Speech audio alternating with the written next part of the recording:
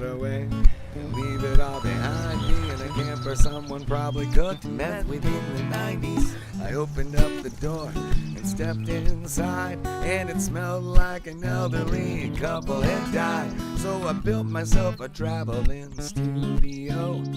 I packed up my dog and hit the rodeo to come play for you wherever you'll let us. But you better be up to date on your tetanus. Welcome to the Happy Camper Show.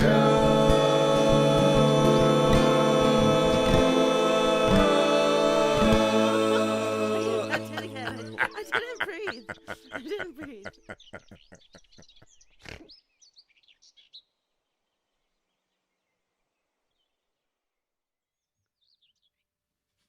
What's up, happy campers? Welcome back to the show. Thanks for joining us again. Episode 3, Season 2, I'm particularly excited about. We've got some new technology that's allowing us to do some cool things this week that I'm excited to introduce. So, for those of you now joining us, I'm Tony Lee Thomas. This is a beautiful Jenny Porter sitting next to me. As usual, what would I do without my sister in arms? We are sitting here at Misty Meadow Farm, which is a delightfully magical place always, but especially this week we finally gotten some snow, as some of you in Western Mass, maybe points north, have experienced. We got a couple inches on the ground right now. We got the farm crew trickling in. Kaz, hello. Look over at the stove and say hi. Kara? In case you guys haven't met those guys before, that's Todd Casavalli. He owns Misty Meadow Farm here, and he's been kind enough to let us squat on his land. And across the table from him, that's the beautiful Kara, who owns Dragon Wing Farm across the street. And you may notice that they're sitting at the dinette table in front of a sign that says KJ Nosh over some delicious food that was catered to us by our sponsor, Mikey Mungin. Nacho Libre, KJ Nosh, satisfying, serving all your catering needs in this apocalyptic era.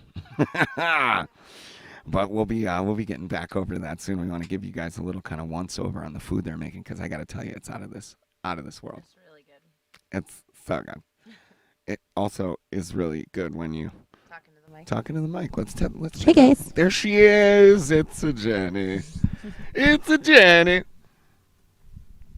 Well, it's good to see you guys coming on in. Jazzy, I miss you. How's it going down south, buddy? You must be surviving, as of course I know you would be. I mean, you can't keep a good Jazzy down. Marianne McGee, it's good to see you as always. Katie, and Caitlin. We got some Kates kicking around tonight. It's good to see you. Kate McGinnis, I haven't forgotten about you and our tattoo idea. I don't remember. You might have showed me that it was done already, but maybe it's not. If it's not, I'm in. It's amazing. And Caitlin Clifford, we were talking about maybe doing a sort of some guest friends coming season, but you guys know Caitlin. She's been joining us and seeing her. Anyway, it's good to see you guys. I wanted to start tonight with, Margaret's here! Margaret! How are you doing, Mama? I hope everything's okay out there in the Pacific Northwest. We miss you terribly. Really, you're like the main reason I can't wait until this is over. To be honest with you, the pandemic, the apocalypse, it's all kind of serving my needs. I've been having a great time.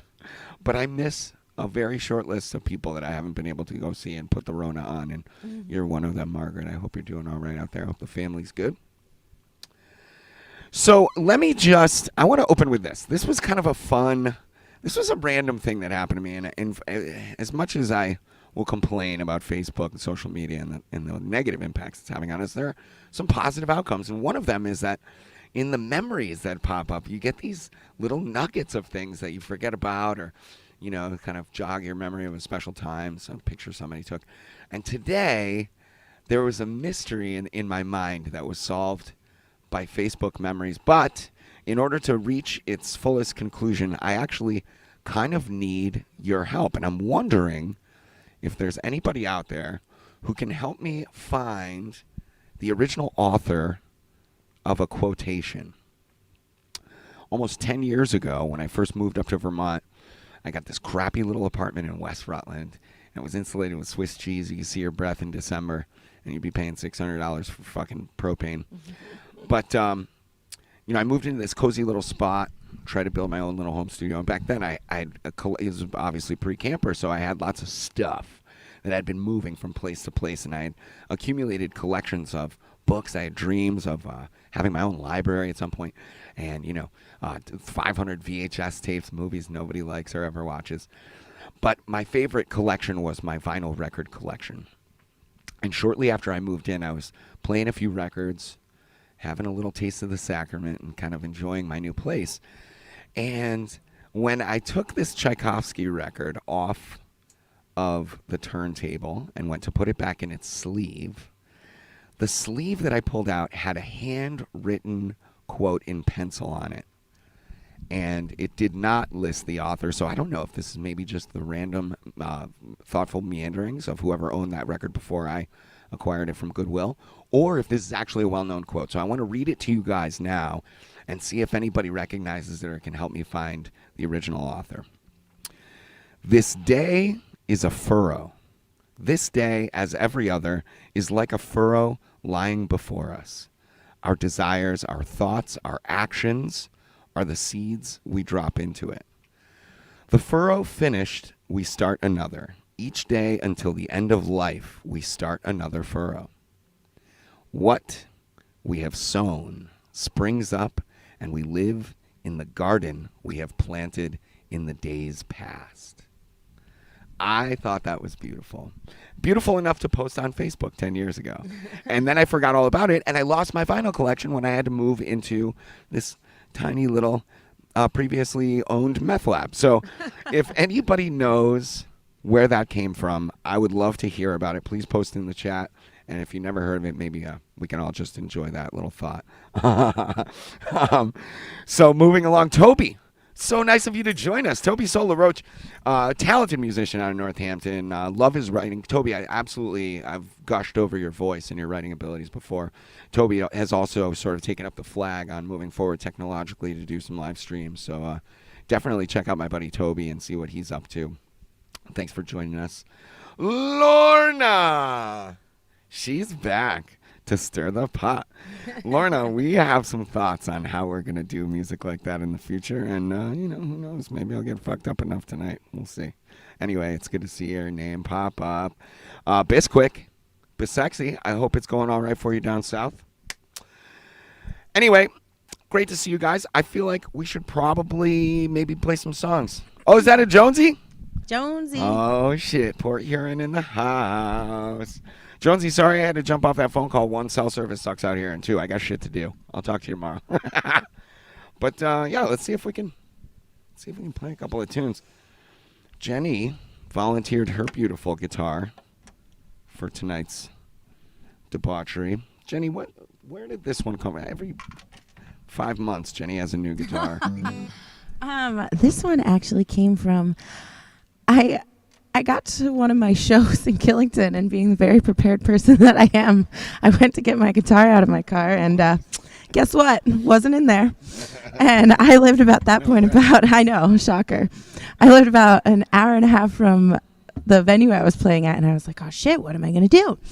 So I called up my buddy Tommy from Killington, and I said, hey, I forgot my guitar. Is there any way I could borrow yours? Because he's an amazing musician, runs a bunch of open mics out there. So he came to my show and brought the guitar, and we had a few tequilas, and at the end he said, hey, this guitar's for you. And it was one of the most sweetest things anyone's ever done, and I love it.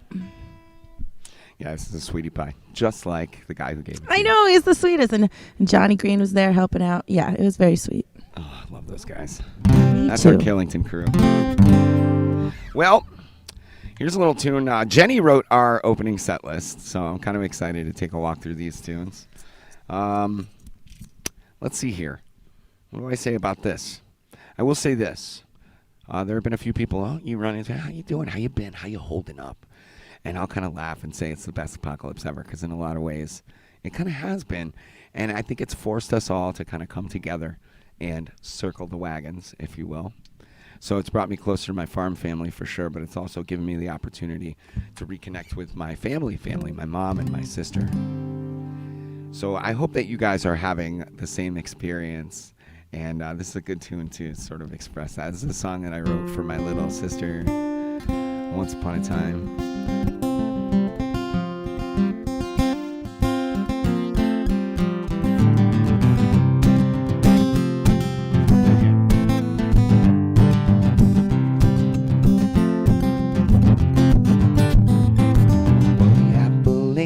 Mountains, they're like my childhood.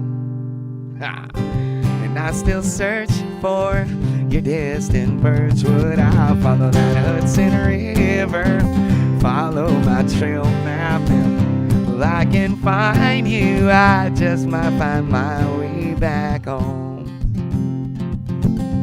Oh, yeah.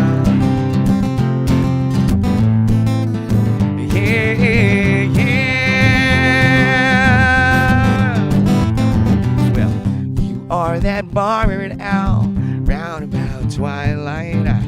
I hear you calling me each and every night, so I'll stoke up my fire.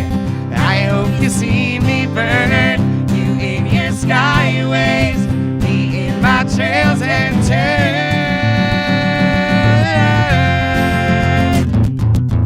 There might be times when we don't know what to do, but you're my sister, and I'll always love you.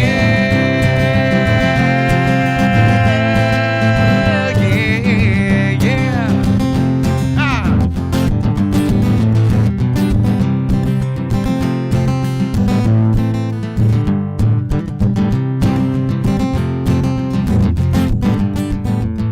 So remember, life can get tough, like chewing leather, but well, it seems easier when we're together. So I'll stoke up my fire. I hope you see me burn, you in your skyways, me in my trails and turn.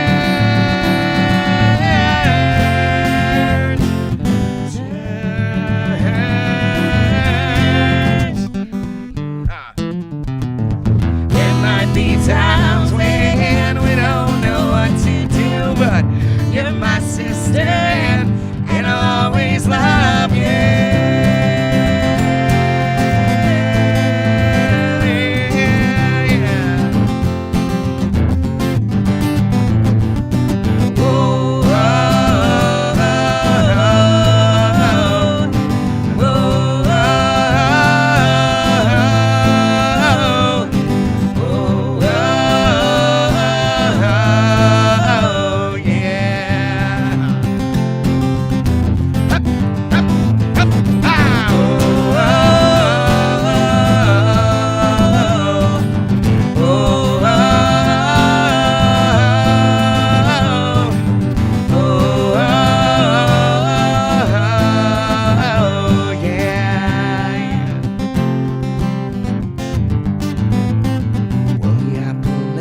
Mountains, they're like my childhood.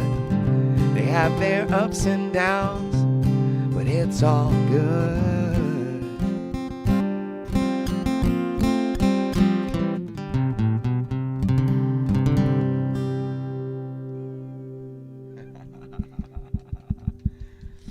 Oh, that's one for my little sister, Olive. Katie, I'm going to tell her you said that. Thanks for chiming in there. Sarah Culver's back. And Laura. Oh, we got a Rick Wibb in the house. Yeah, what is a camper? That's an excellent question. There's really only one way to find out. And you found out last week. I hope you've been in the clinic. Definitely get yourself checked. Mary Ann with the Purple Hearts. I've come to count on them to know everything's okay. Sean Felstow, it's good to see you in there, buddy.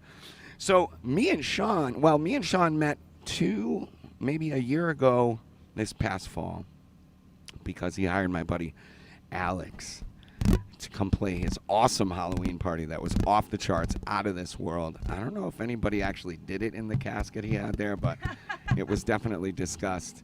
And it's just good to see your name pop up in here, Sean. I'm sorry we weren't able to come back and play for you this year. I suppose it takes nothing short of a global pandemic to keep us away from you, but I'm glad to see you. Lainey, Lainey, I haven't seen you in forever. Lainey gave me one of my first earliest solo shows. What was that called? The Acoustic Cafe, maybe? She had this cool venue up in North Adams, and I opened for Bobby Sweet. And before the show, I gushed about what an amazing songwriter he was, because I really did love his music. And he just sort of, he was like, yeah, whatever, kid, out of my way. So, but she was always very sweet to me. Lainey, thanks for looking that up. I guess we're just going to, it may remain a mystery. Maybe we just got that lovely little piece of somebody else's ideas who will remain anonymous. That's kind of a special thing. Paula, how the hell are you? I haven't seen you in forever, since the last time you crept up behind me at Walmart. That was creepy.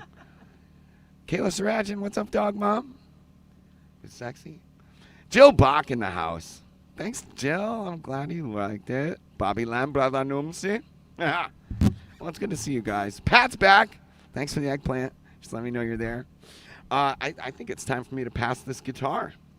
Jenny Porter's got a tune for you. That's a valid question. I'll tell you what, why don't I just get out of your way? How about that?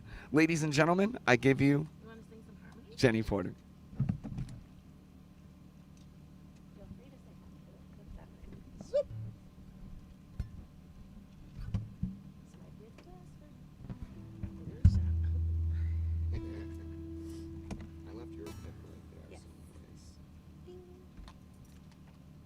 Is your monitor level okay? Yes. All right.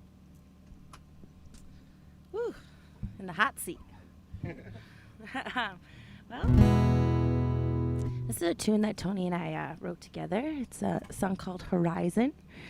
Yeah, this is my love song about my hopeless romantic dream that me and this guy would be together, and kind of that idea that the faster you, or the more you chase after someone, the less likely you are that you'll reach them. So that song is called Horizon. In my hometown,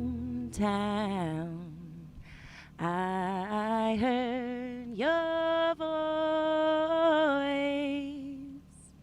moving through the trees like a breeze, chasing your guitar, captivated by the drama of their chase. I stare the way I stare into a campfire. You sing a song I knew well, and from the first time we harmonized, I listened to the secret whisper of the orange in the hazel of your eyes. But every fire's dance must end, like the heat their embers tend, until the pitch of night fades to black. Where you went I couldn't see when you got up to leave. Now I'm waiting and wishing you'll come back. Yeah, 'cause I won't stop. I can't catch my breath. I've worn holes in all the soles of all my shoes, and I still see you in every horizon. It's just an imaginary line that gets further and further away. Faster and faster I chase away.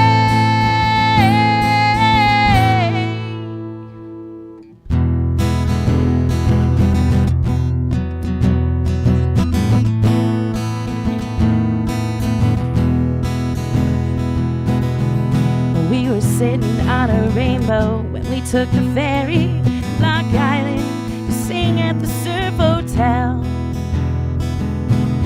We sang the country of John Prine. Iris cemented that spite in ourselves. You told me that you hated the water waited in the tide when I tackled you into the waves and kissed you. You didn't seem to mind. Yeah, but the tide went out again with the ocean symphony, taking me back to my solo melody. But my heart never truly left the island free. It's still waiting and wishing for harmony. Yeah, 'cause I won't stop. I can't catch my breath. I've worn holes in all the soles of all my shoes, and I still see you in every horizon. It's just an imaginary line that gets further and further away. Faster and faster I chase away.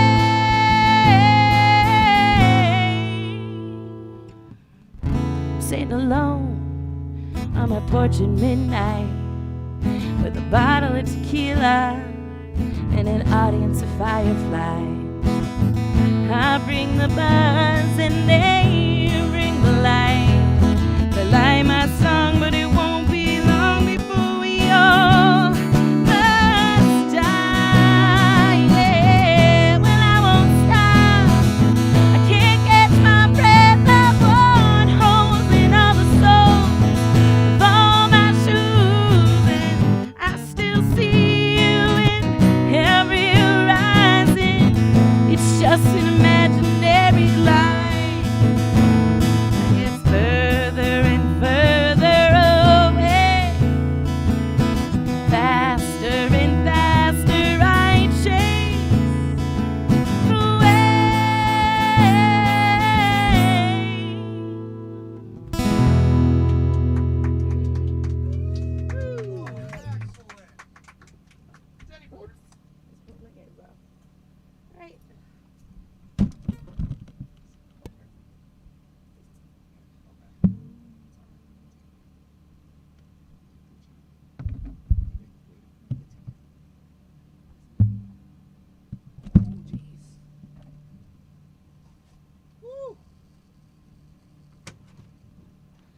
A good God. Jenny motherfucking Porter. Well, what do you guys think? How did it sound out there? Piero with the Vader helmet. God damn it. It's funny. You can look down on moving into a camper in an emergency situation, but I got to tell you, the amazing shit that's happened in my house really makes me excited about it. The likes of which Jenny Porter creating, recording, mixing that song on her new album that's coming out very soon. I'm pretty proud of her. Paula, nice to see you. Oh, man. I know, Kayla, she is a rock star. I can't wait to go back over these chats with her. I think she's outside grabbing a quick breath. Piero. Well, the question is, who's going to wear the helmet, me or you? We can take turns. I'm interested in talking about it. Cecilia, that's so nice of you. Jessica. Love the upright. Yeah. Dan, so that's from, I don't know if you would have met her. I think I met her after our era at Laco's. Alice Barry Larkin. So her father, Barry Larkin, played that bass for a good 30 or 40 years. And she gave it to me to go on tour with last fall. So that's a proud instrument that I'm very grateful to have in the camper. Well, so we have a Midwestern connection tonight. You may have noticed our guest tonight will be Alex Shier. And no, he did not travel across the country to join us tonight. We are going to unveil the technology required for us to kind of do this remotely together, but that's coming up in a couple of tunes. I only mention it now because my buddy Donnie, who's here in Berkshire County, actually just found a pasty recipe. Now, every time I go to Mission, they tell me about pasties, and they tell me it's a Yooper thing. For those of you who aren't familiar with the Yooper, that is UP, Upper Peninsula, if I'm not mistaken. So folks that live that far north are referred to as Yoopers, and what I understand is a delicious food up there called pasties that I have no idea what it is or what it means. Well, Donnie's making them in Western Mass. So if you're out there in Michigan, I want you to let me know if that's a horrible thing to do for us to be eating pasties out here. Maybe we got to save it for when we come visit you. But in Donnie's defense, he does come from Munising, Michigan originally, so it's part of his roots. Anyway. Sorry about that. I had to Don't run to be the sorry, bathroom Jenny, really you quickly. were wonderful. Look at all of these that was amazing like an comments. emergency bathroom break. Everybody Take the guitar, I gotta go. It's all good. I know the struggle. Yep. Pat, you knew Barry? I'd love to rap with you about him. Maybe we could do something special, sort of around Barry. I've been trying to poke Alice about getting some recordings or something.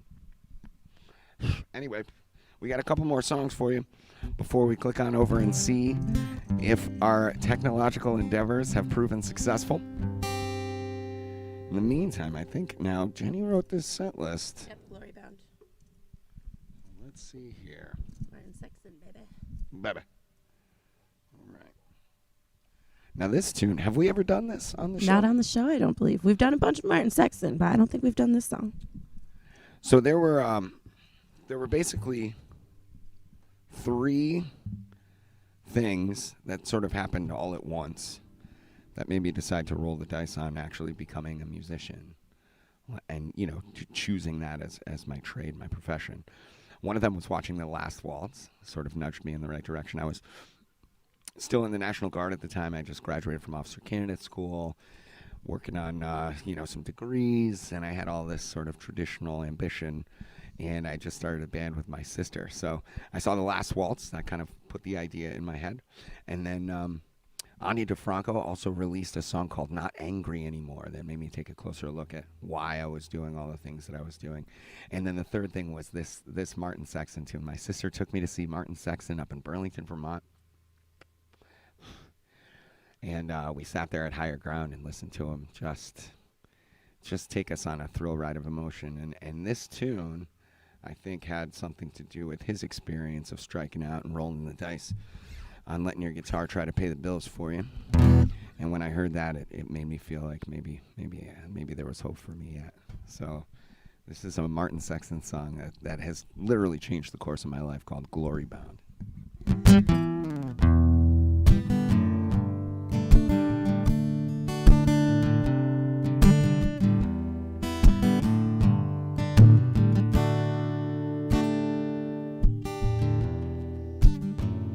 Freedom came my way that night, just like a jet plane and out of sight. Well, I was hauling ass a million miles an hour, I wondering how hard I'd hit when they came into the station. They said I was bad, beyond repair. I got no qualms with my situation. Say here I am. So say, Cherie, Cherie, Cherie, won't you dance? Say, Cherie, Cherie, Cherie, won't you dare? Leave a message and your number, please. Tie them up in all my old fantasies. Wrap them in a big red bow and then send them care of me. I'm taking my chance on the wind. I'm backing up all my bags. I'm taking a mistake I gotta make. Oh, yeah. And then I'm glory bound. Yes, I'm bound.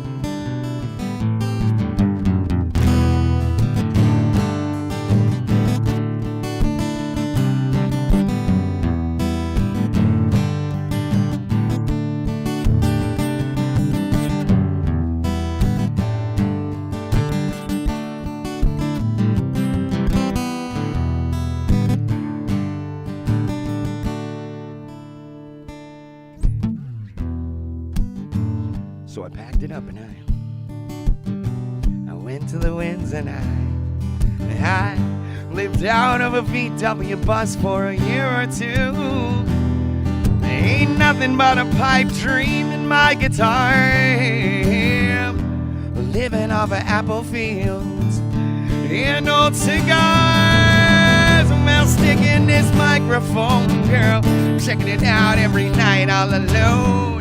Oh, the car battery's dead again, so I got my head dead set against it. Singing sweet Cherie, Cherie, Cherie, won't you dare sing to me, Cherie, Cherie, won't you dare sing to me, Cherie, Cherie.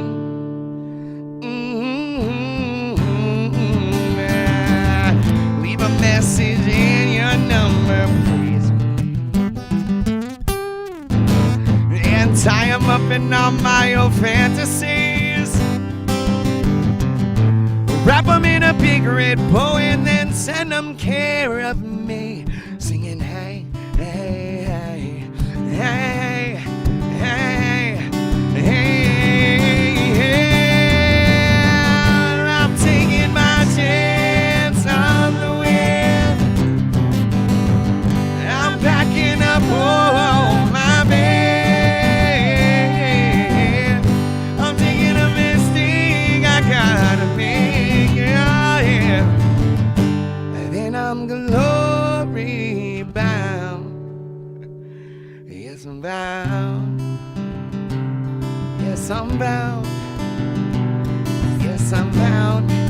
I'm bound. I'm bound for glory.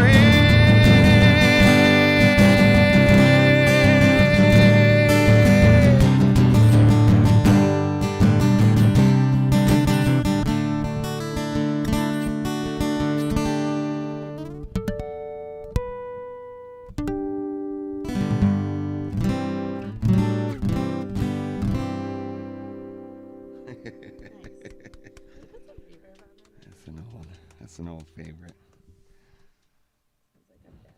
Well, I love that so many of you are familiar with my favorite artist, Martin Sexton. Oh man, Gina Coleman too. What's up, Gina? Yeah, so yeah, Martin's been a long favorite and a huge influence of mine too. Maybe more obvious to some of you than others, but Tim Poland, Big Tim. That's my boy. That's my brother from another mother. We actually met because I was covering a Martin Sexton tune up in Killington, where it's sort of the land of the New Jersey cover band, and I had to do it for me. I had to do it so I could sleep that night. And he just sort of stood up and loomed over this crowd with a big grin on his face, and I knew he was going to be my people. It's good to see you, Tim. Wendy St. Ange in the house. I hope the whole St. Ange tribe is hanging tough. I hope it's good to see your name pop in there. Maybe you guys are hanging out in the living room. I think about you every day because the Shark Martin stuff is still in my playlist. And if I don't see a new Shark Martin album pretty soon, I might just have to write one myself and put it out there, delude myself as I often do in the narcissistic fashion that is our trademark. Now, Vanessa Lasher, I have to expose this comment. I love Martin Sexton, exclamation point, exclamation point.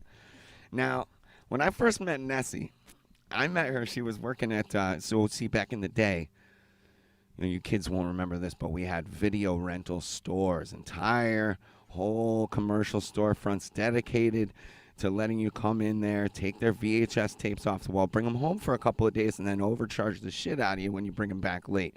You wanted to watch, Must Love Dogs and next thing you know, you own it for the low price of $80, which of course was my typical habit.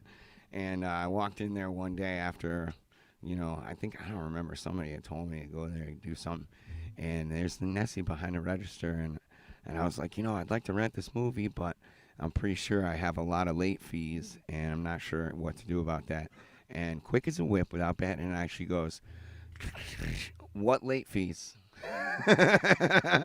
So when I saw her a couple of days later, bellying up to my favorite bar, La Casina in Pittsfield, I was like, oh man, it's that cute girl from Hollywood Video. So I went over and I talked to her for a minute, and I said, hey, I got tickets to go see Martin Sexton on Wednesday. Do you want to come with me? And she goes, I love Martin Sexton. And we went to our show, and that was our first date. I didn't find out until years later that when I asked her that question, she had no idea who Martin Sexton was. She just wanted to go out with me. It was one of my favorites. I love that story. Anyway, John, I am excited I love that you like that Cat Stevens stuff, and I'm interested in playing it for you, but request hour happens a little later, so stick around, and we'll do our best to play all the songs you guys want to hear. Yeah, Dan, I'll never forget that show, too. Zoe, you're such a little cutie pie. Hope everything's going all right there in Cambridge. You and my boy, Umi, who I miss desperately. Holy shit. Danny, what's up, man? Yes. Do you remember Danny? Danny was that piano player who sang harmonies with us at Jack's, and then we drove him to the hotel room. So Dan's down in D.C., Maryland area, and he had a gig on piano up in Killington, and I heard him from the stage after he showed up at Jack's after his show. I heard him from the stage in the crowd singing beautiful harmonies, and I was like, you got to come. And he came and sang a song. So we gave him a ride to his place afterwards, and next thing you know, we're in my truck, half-cocked at 1 a.m, giving him a ride back to the condo or wherever he was staying, and we ended up singing Indigo Girls songs the whole way It was down. awesome. Yeah. Right on, Danny. If you want to be a guest on this show, I'd love to have you. Yeah. Gina, that goes for you, too. I sent you a message a little while ago. I was starting to take it personal. I hadn't heard from you. It's good to see you guys. Anyway, we have 2 more songs played for you. Let me get this out of here. And then it's time for our honored guest. Take the reins. Let's see if we can make lemonade. Spruce Pine, North Carolina. What are you doing down there, Danny? Now this tune here, this is a song I wrote after I got out of a relationship. Often, the old breakups will inspire some emotional expression. But I was really, there's sort of a comparison between, getting to know someone in an intimate way, and maybe finding that, things were not as advertised, which goes for famous cities. So to all you aspiring musicians out there, this was told to me by Dave Lincoln Jr. at the La Casina open mic when I was first getting my start, and we got this little feature spot down in New York City in the Village, a joint called The Bitter End, and we were so excited. We thought it was our big break. And there's old Link. He's smoking a butt, kind of shaking his head, and we're telling him about it. What do we, give us some tips. He was like kind of our mentor. And he goes, Tony, you're wasting your time. I was like, what are you talking about? You've done it all. We're going to New York. This is where it all happens, right? He goes, no. These are cities you go to after you make it. And I didn't believe him at the time, but he was kind of right. So there are all these famous cities, New York, Nashville, L.A. People go with $1 and a dream, and then you find out there's millions of other people who had the same plan. And sometimes that experience and that awakening can be a little heartbreaking, but can also force you to kind of reinvent yourself. So this is a song I wrote after my first round of shows in Woodstock, New York, famous music town, same thing, called Looking for Woodstock. Let's see if I can remember how it goes.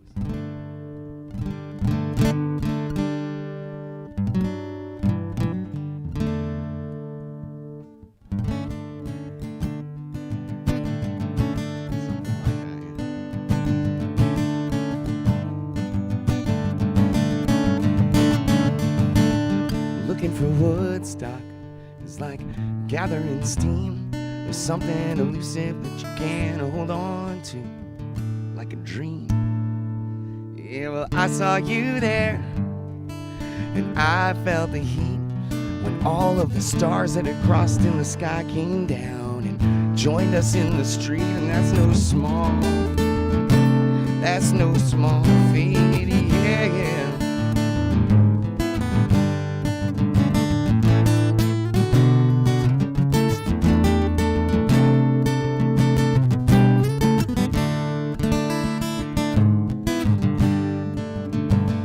This guitar plays so nice, Jen. Well, if the guitarist is a good player, it does.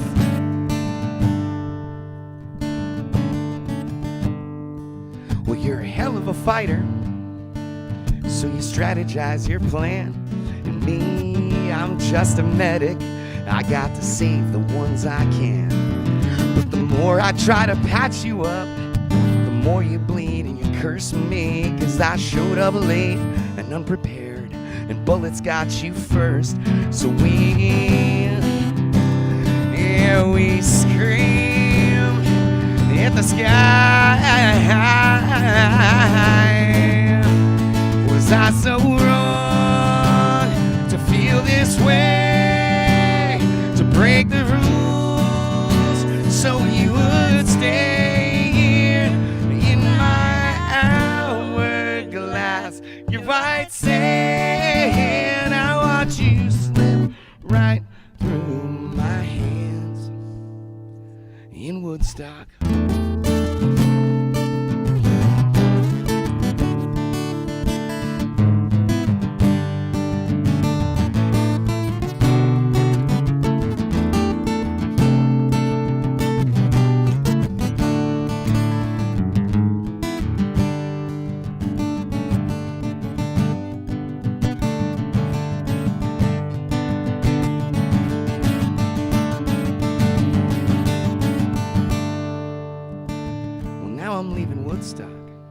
Gotta blow off some steam.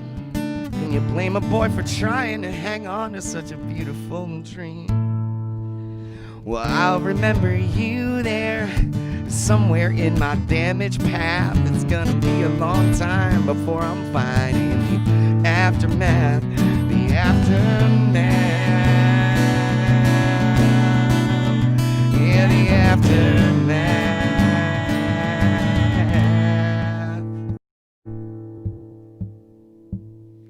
Woodstock.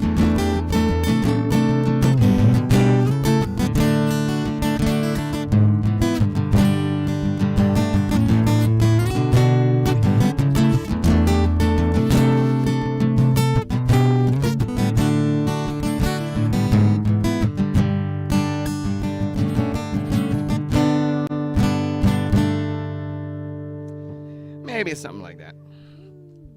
Pretty sure it goes a little like that. The original author is not going to be pleased.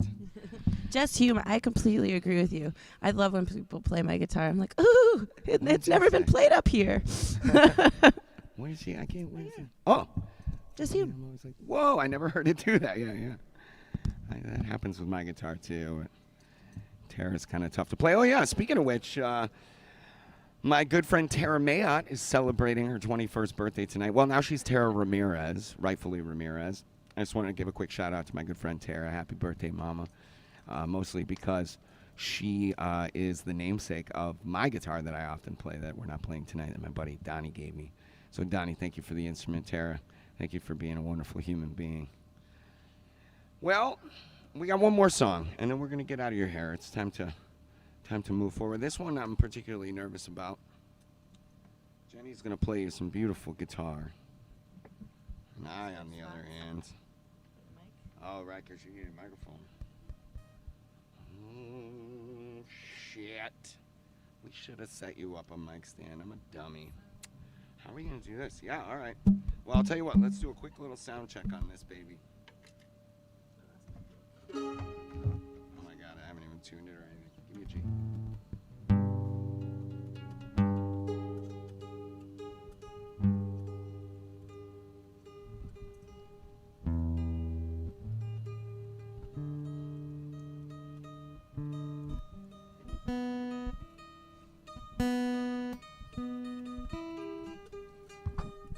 Well, yeah, this next tune we're going to do for you is by this band Floggin' Molly. This is a song that I watched a live performance of them, and when they started it, they said, this is a song about friendship.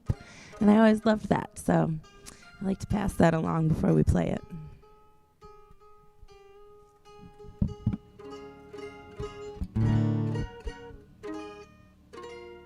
All right. That's about as good as that's going to get. Sounds good. There's a D.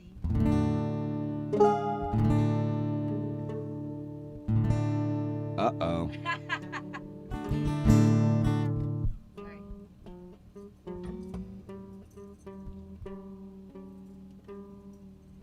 One more D. Okay.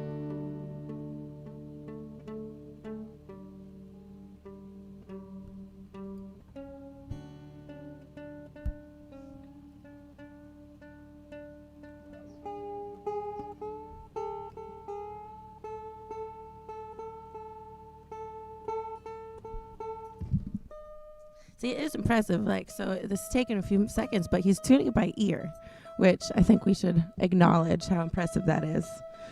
Nice job, Tom. I don't play this instrument. And Don't let him fool you. for those of you in the know, you know that mandos are like violins. They're tuned in fifths. And I'm no good at math.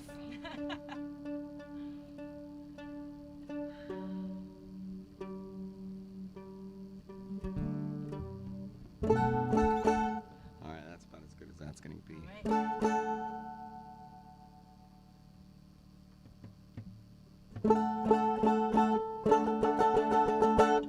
All right, you guys, I'm passing it over to Jenny Porter. Somebody give it up for Jenny. Oh, we have to trade headphones too. This is the only one that yours has the extension on it. Jenny's got the extensions. Perfect. I think we're gonna make it. Watch your little tootsies. So much closer to the mic. This is a terrifying angle.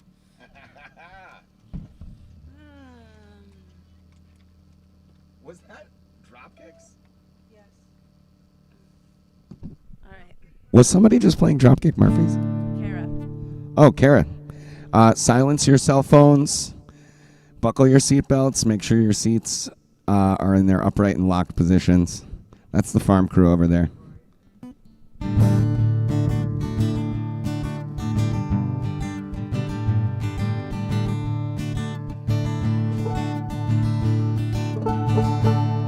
If I ever leave this world alive, I'll thank you for all the things you've done in my life.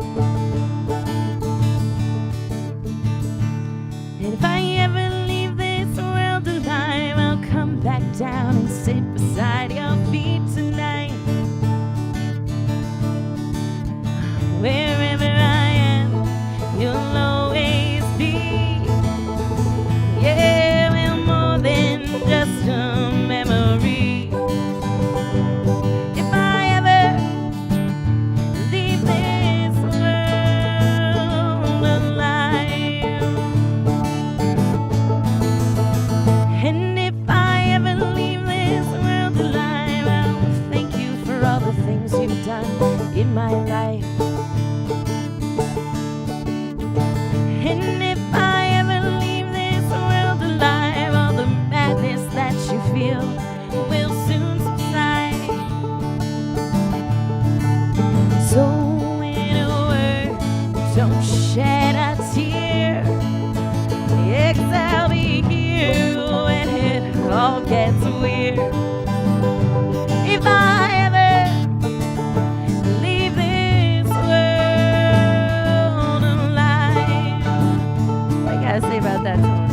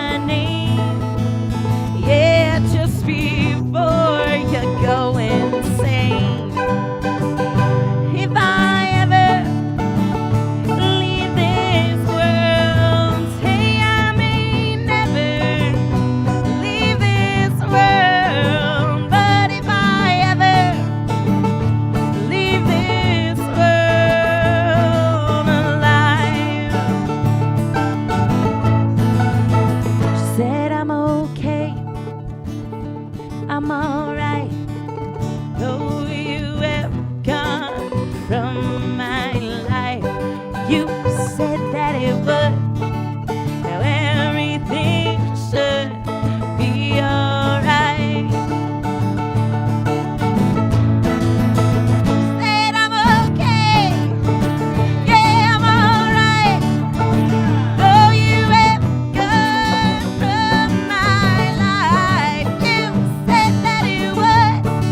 Now everything should be alright. Yeah, should be alright. Yeah, should be alright. Yeah, should be alright.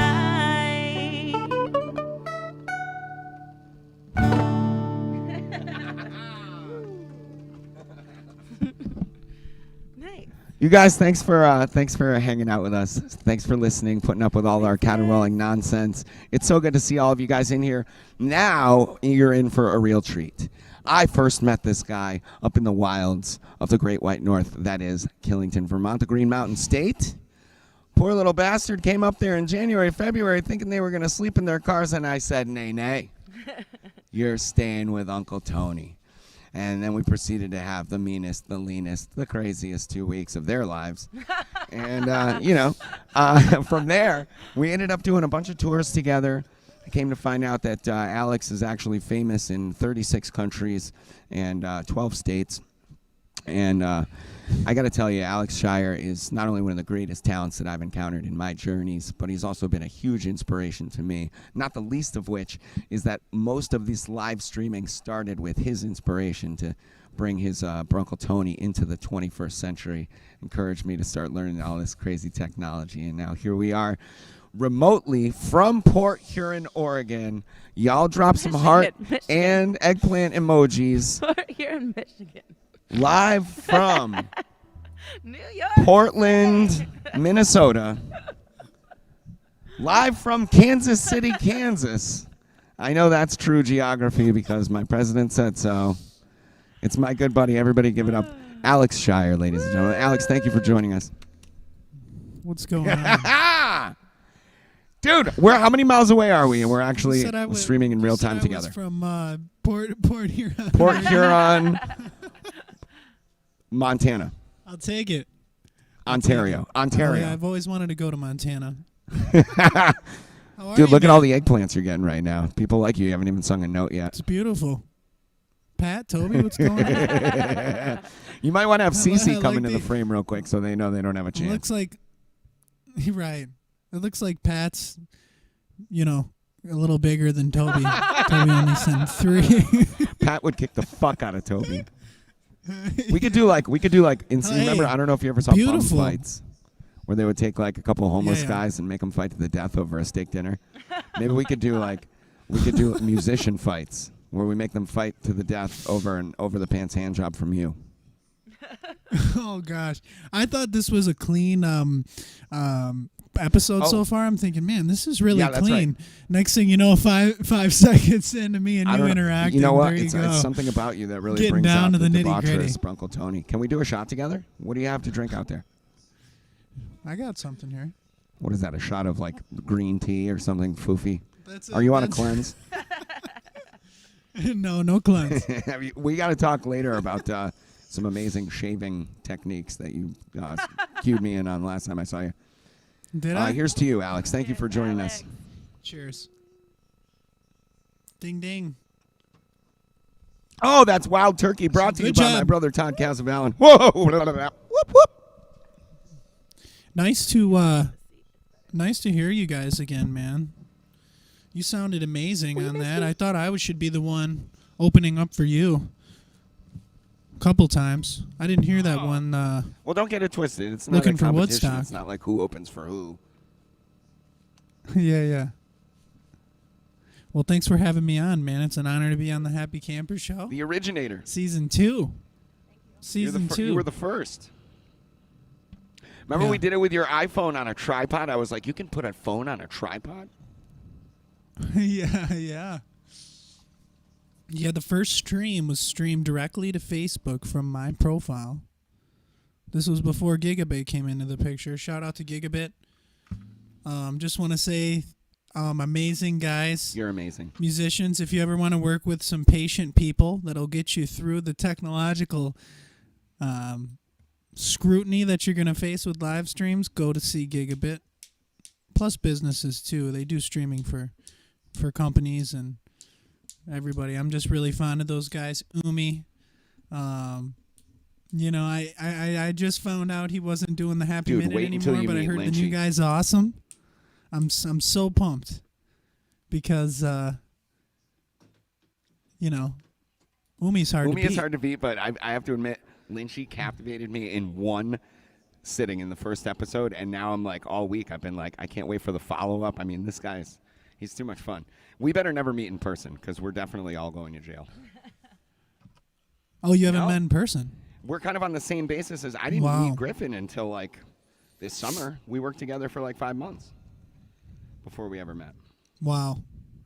Yeah, and then with Griffin's band, I want to give Oh that a my shout out God. real You quick. shout it from the rooftop. Wolf. Well, how do you say it, Tony? Wolf Smith. Wolf Smith. Wolf Yep. Smith. With a Y. Kick. That band rips. Unbelievable. Face melters. They can't be stopped. Face melters. Go check them out. Anybody listening? It's fans of me. Big fan of those guys. I'm the biggest fan. You can't have biggest fan. I'm biggest fan. Right. I'll fight you for it. No, I wouldn't. You kick my ass. You're so young and fucking spry. And No shit. way. I way. just threw out my hip thinking Nah, about you it. you know the old dog moves. You'd hit me with the, I don't know. You'd put a Even finger if I somewhere got and I'd even tap if I out got a in couple 5 of licks in or seconds. maybe checked your oil, you got Cecilia waiting in the wings. Right. No. You check my oil. I'm For tapping those out. of you who were tuned in this summer for the parking lot brawl, you know, the real ass kicker in Yeah. that situation is probably sitting over on the other half of the couch you can't see in that loft. Cecilia, can you tell her to Yeah. get in the frame? Let's say I want to say hi to Cecilia. She made me promise her I wouldn't do Oh, it son of a tonight. bitch. She does not want to kick. Maybe she'll pop in. Tell Just her give Uncle you a little Tony wave. just say hi. Just give me a little wave. Just so Yeah, I know yeah. she's not dead. There she is. Oh, There she's she a is. creeper. Look at her. There she is. Hey, She's mama. creeping in there. Hi, Cecilia. I miss you guys. It's good to see you guys. Like no makeup face tonight. This You is- look gorgeous without makeup. I've never seen you more beautiful. I love you both. She's the brains behind the whole You're a operation lucky we have dude, going Al. You on better over keep here. your shit together. Absolutely. So what do you got for us tonight, man? I'm so excited that I get to take in this performance. Yeah, man. I'm thinking I can start off with a little cover. This is a good song that one of my buddies showed to me. This guy, and his name is Tyler Childers. And you know, this was when country music was kind of taking off, and you had your Luke Bryans of the world, and your Thomas Rhett's, and your Brad Paisleys, and all those mainstream guys that are kind of, you know, with the exception of Brad Paisley, you know, a lot of these guys are, it's kind of a different genre than outlaw, real country music. You know, and I've seen country music kind of take a comeback. You know, Sturgill Simpson, Tyler Childers, and some of these guys that are playing some real country. So this guy is one of my favorites, and this is a song called Lady May. I love it. Hope you enjoy.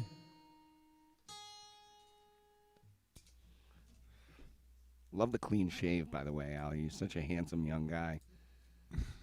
Oh, Dude, shucks. when I met this guy, he had like dreadlocks and a beard. I He feel looked like bad. Tommy Chong. Smokes like Tommy Chong. Yeah. Yeah, you know, when I first met you and figured out that you were like 97 different things, you know, you're like Transylvanian and Native American and black and German, I don't know, something crazy. I Yeah. gotta put my business in the street, man. Sorry, everybody. Tony's a It's a what do they call those dogs? A mutt? Mutt. The mutts? Yeah, that's what you call yourself, I'll take right? mutt for You're a mutt, you said to me? What is Perfect. a mutt? Yeah, first thing I thought was, I feel bad for whoever has to match up to his skin tone in any pictures they take. It's all about Because you're like coffee. straight out. You know what I Okay. mean? You gotta make a cup of double up. coffee next to my arm and then take that to your tanning salon and be like, I want this. Okay. Sounds good, man. Are you ready? Waiting with bated breath. This is I've never done this before. This is my first time doing a live This is show. our first time too. You know? This is the first time ever. It's so strange, but it's fun. So enjoy this song, dude. Let's get it started.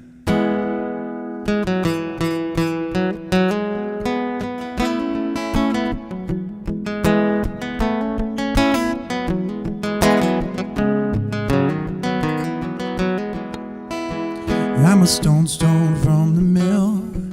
I'm a good walk to the river. My working days are over. Gonna pass our cares away. Put your toes down in the water and a smile across your face, and tell me that you love me, my lovely Lady May.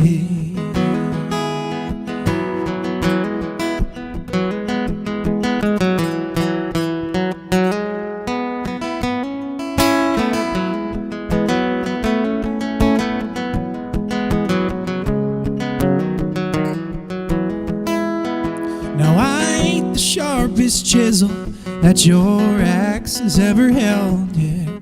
But darling, I can love you well until the roll's called on high.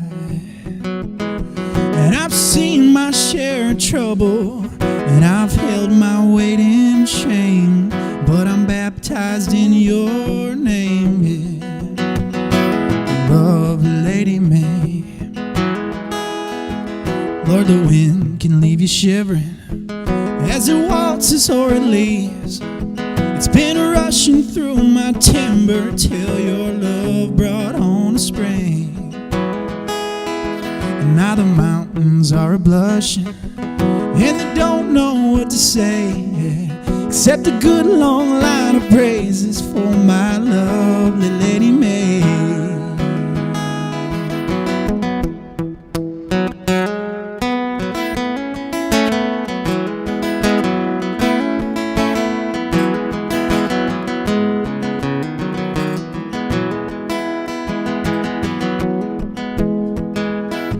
No, I ain't the toughest hickory that your axe has ever held, yeah. But darling, I can love you well. I'm a hickory all the same. Came crashing through the forest as you cut my roots away, and I fell a good long way for my lovely Lady May.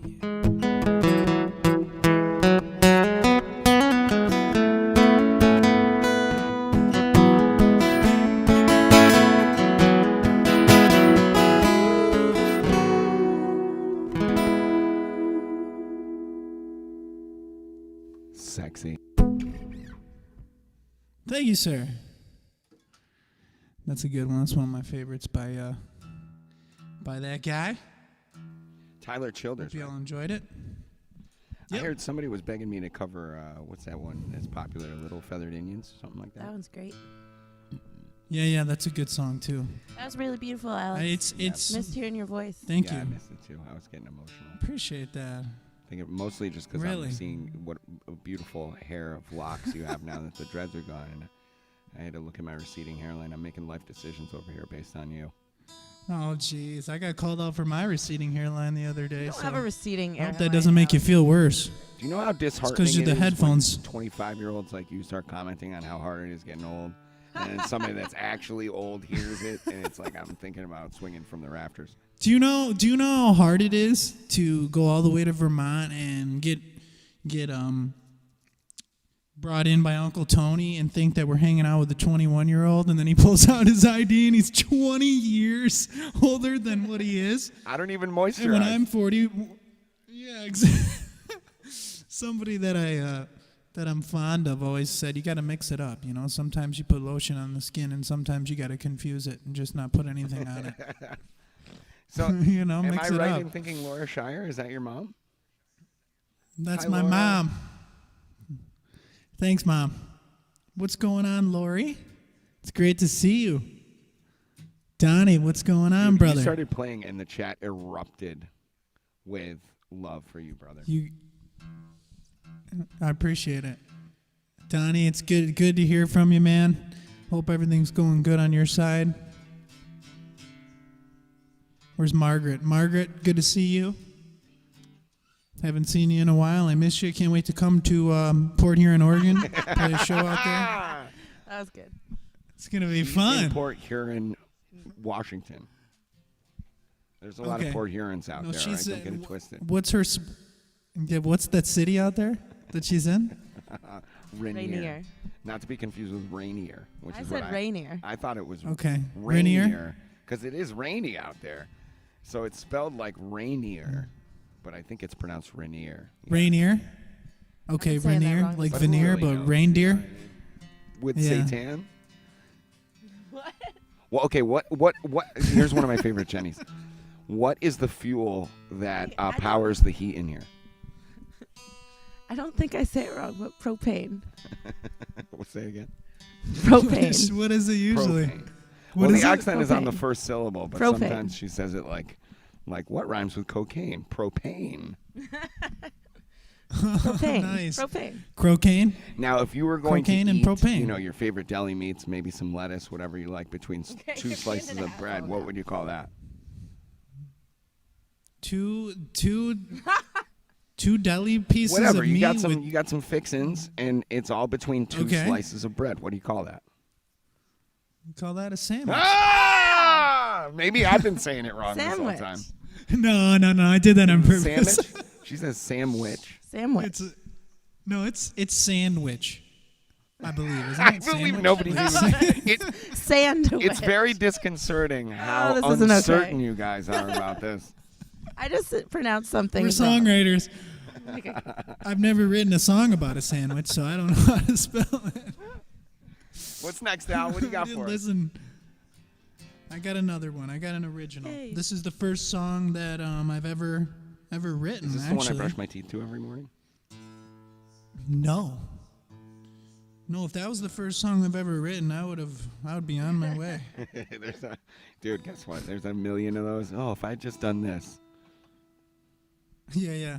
This one is, I was 16, 17, and I was an athlete my whole life and played football and basketball, and I was the kind of a jock in high school, I gotta say, but 9, I started playing guitar, and 12, 13, 14, guitar every single day, and music, and 15 years old, 16 years old came around, and that's when I kind of quit sports because I knew that whatever I had going on with the guitar, and I had to keep working on, so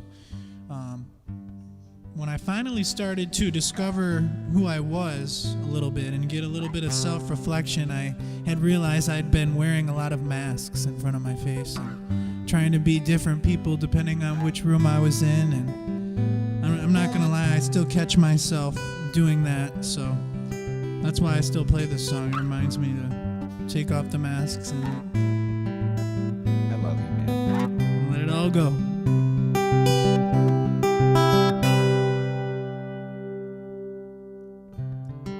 Last night I almost picked up the phone. Then I realized it's okay to be alone. And poured a drink, picked up my guitar, kicked back and lit one up, looking at the stars. Ooh, I'm breaking myself, yeah, trying to be somebody else. Ooh, I'm breaking myself, trying to be somebody else.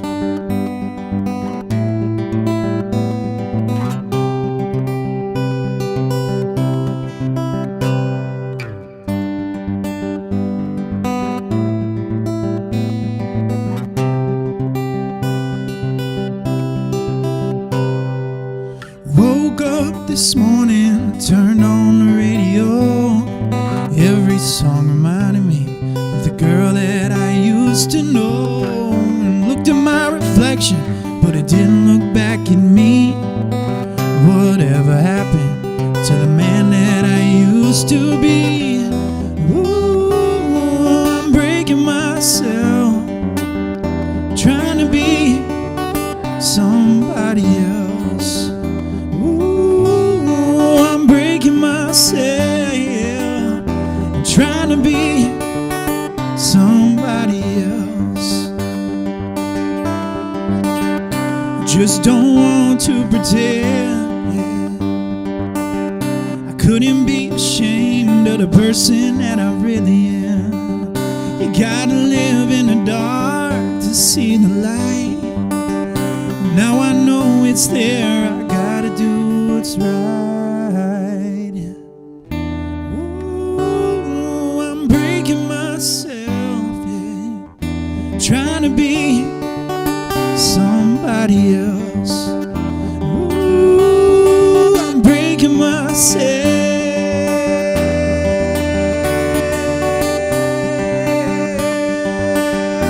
trying to be somebody else, trying to be somebody else, trying to be somebody else.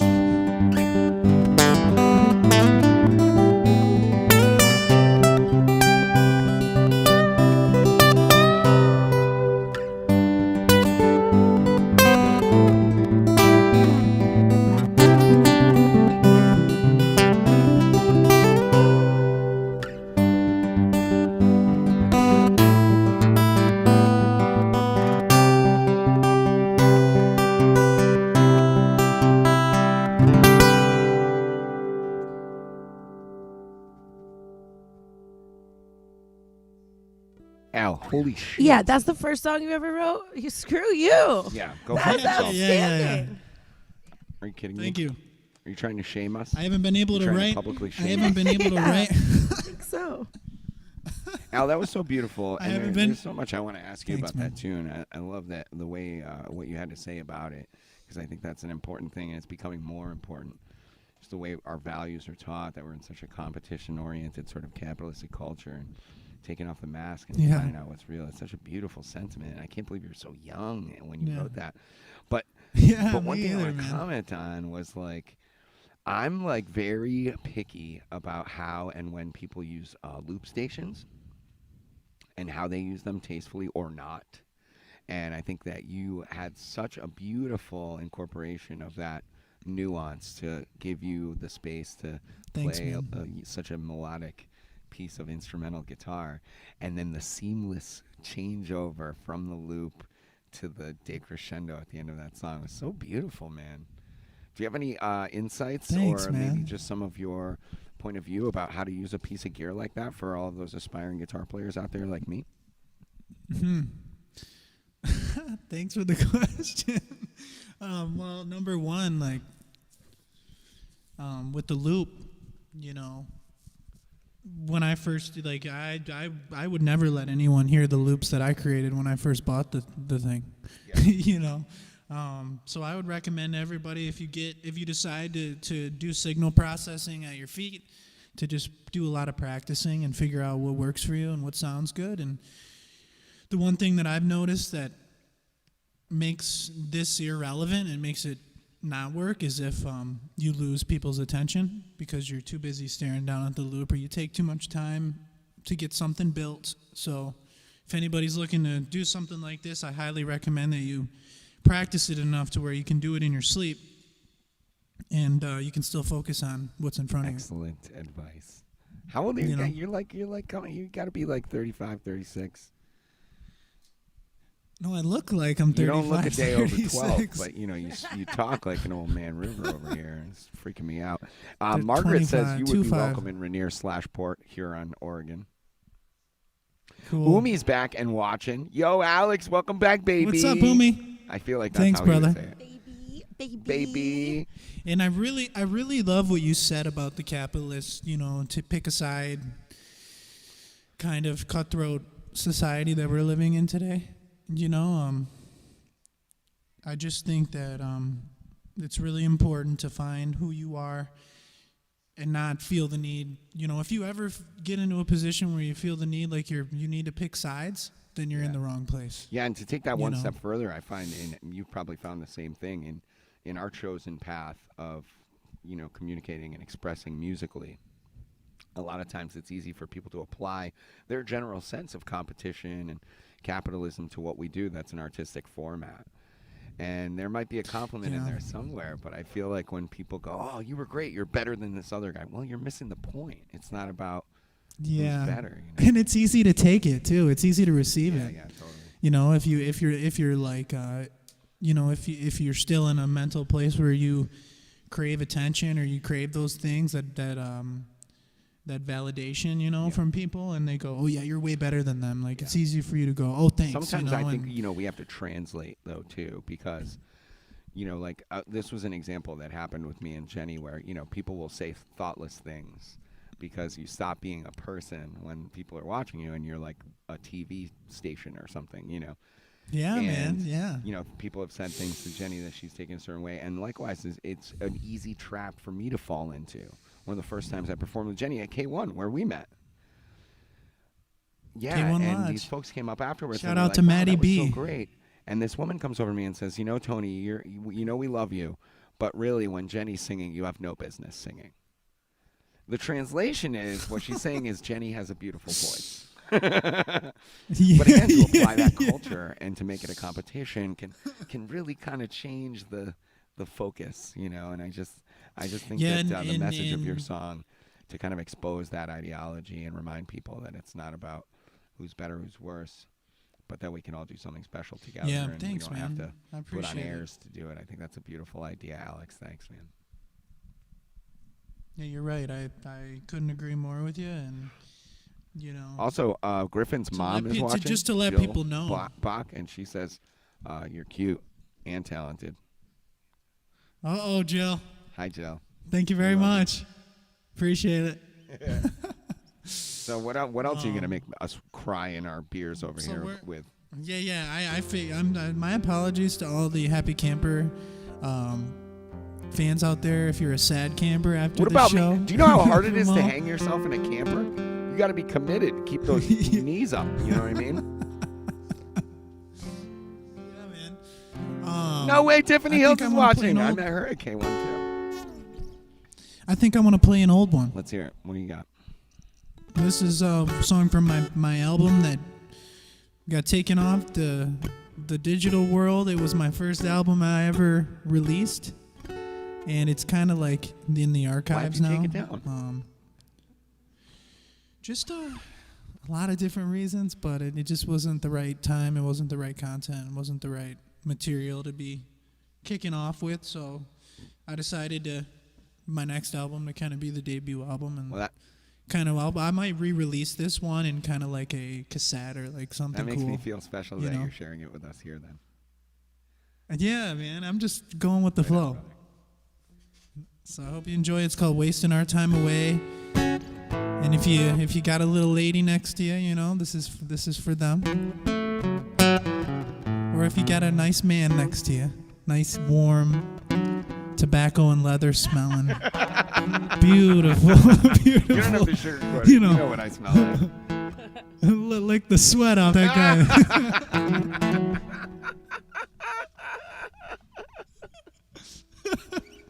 Yeah, What's wrong with you? You got to find a new role model. no, this is perfect. Perfect, brother. I love you. I love I'm you. honored to be on the show tonight. This is called "Wasting Our Time Away."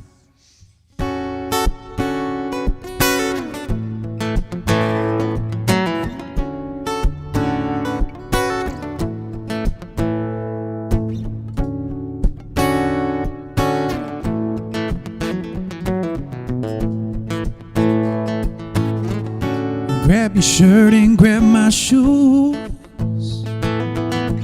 Let's go right now, we ain't got time to lose. 'Cause outside is looking pretty hazy, and a perfect night to spend with my pretty baby. And it's alright if the sun wants to go down. It's alright if the fireflies seem to stay. And it's alright if your friends don't want to come around. Because baby, wasting our time away.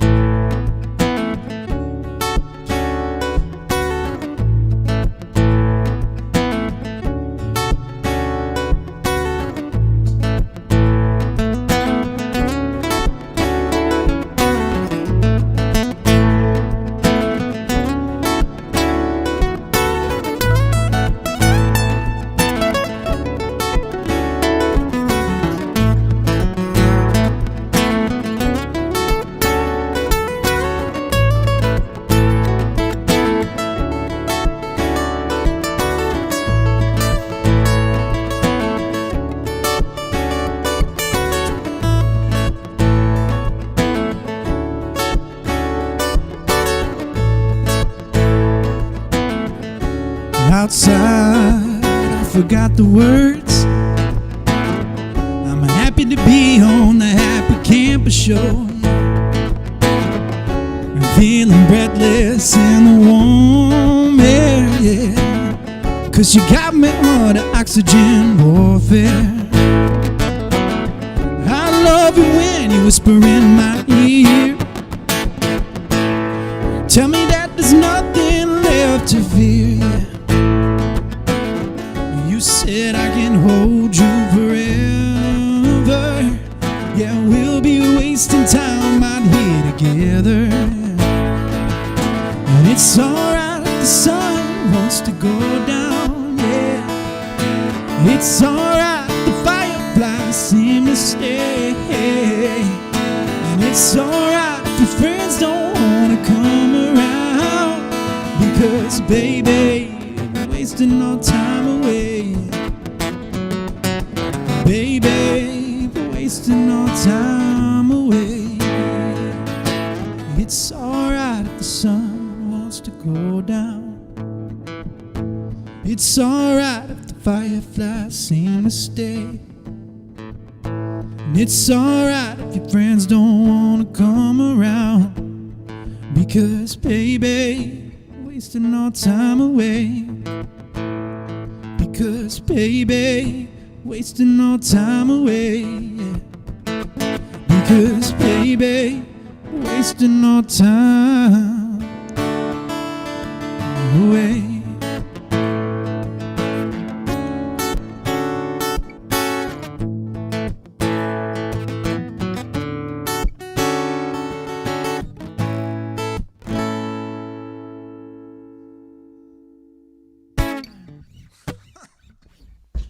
Alex, here's a question Jenny and I were wondering about as you started Thank playing you. that song. Was that the song that you played for Nikki Frombach at O'Loughlin's that night? I think so, possibly. We haven't heard from her, by the way, in quite a while. O'Loughlin's has been closed, last I heard, and I hope she's not dead. Well, we should figure Yeah, that out probably after the send out show. a search party.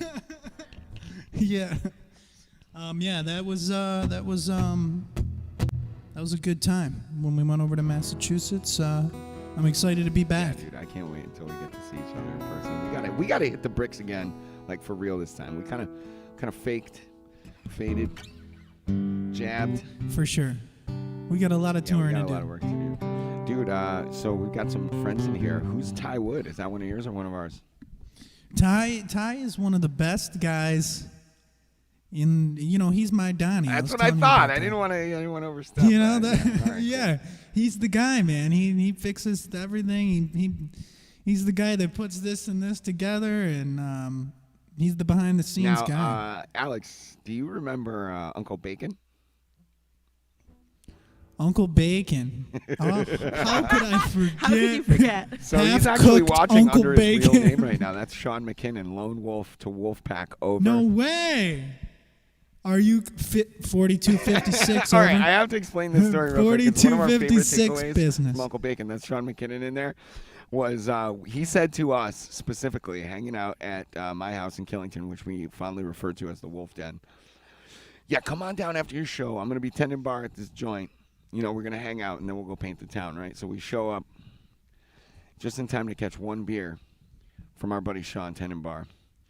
He slings a couple of drinks at us, and then tells us basically fuck off because he's got to close out the bar, right? So he's out the register, and then you got to take all the money in there and sync it all up with the credit cards and do the things. And we go over to him. He's sitting at the table. He's got a pile of cash. He's got some receipts, credit cards, and stuff. And he's working diligently. He looks so serious. He's writing stuff down. He's punching into a calculator. And then we walk over there. And, hey, Bacon, how you doing? And he's typing in. He doesn't even look up. 4652 business. Nonsensical numbers.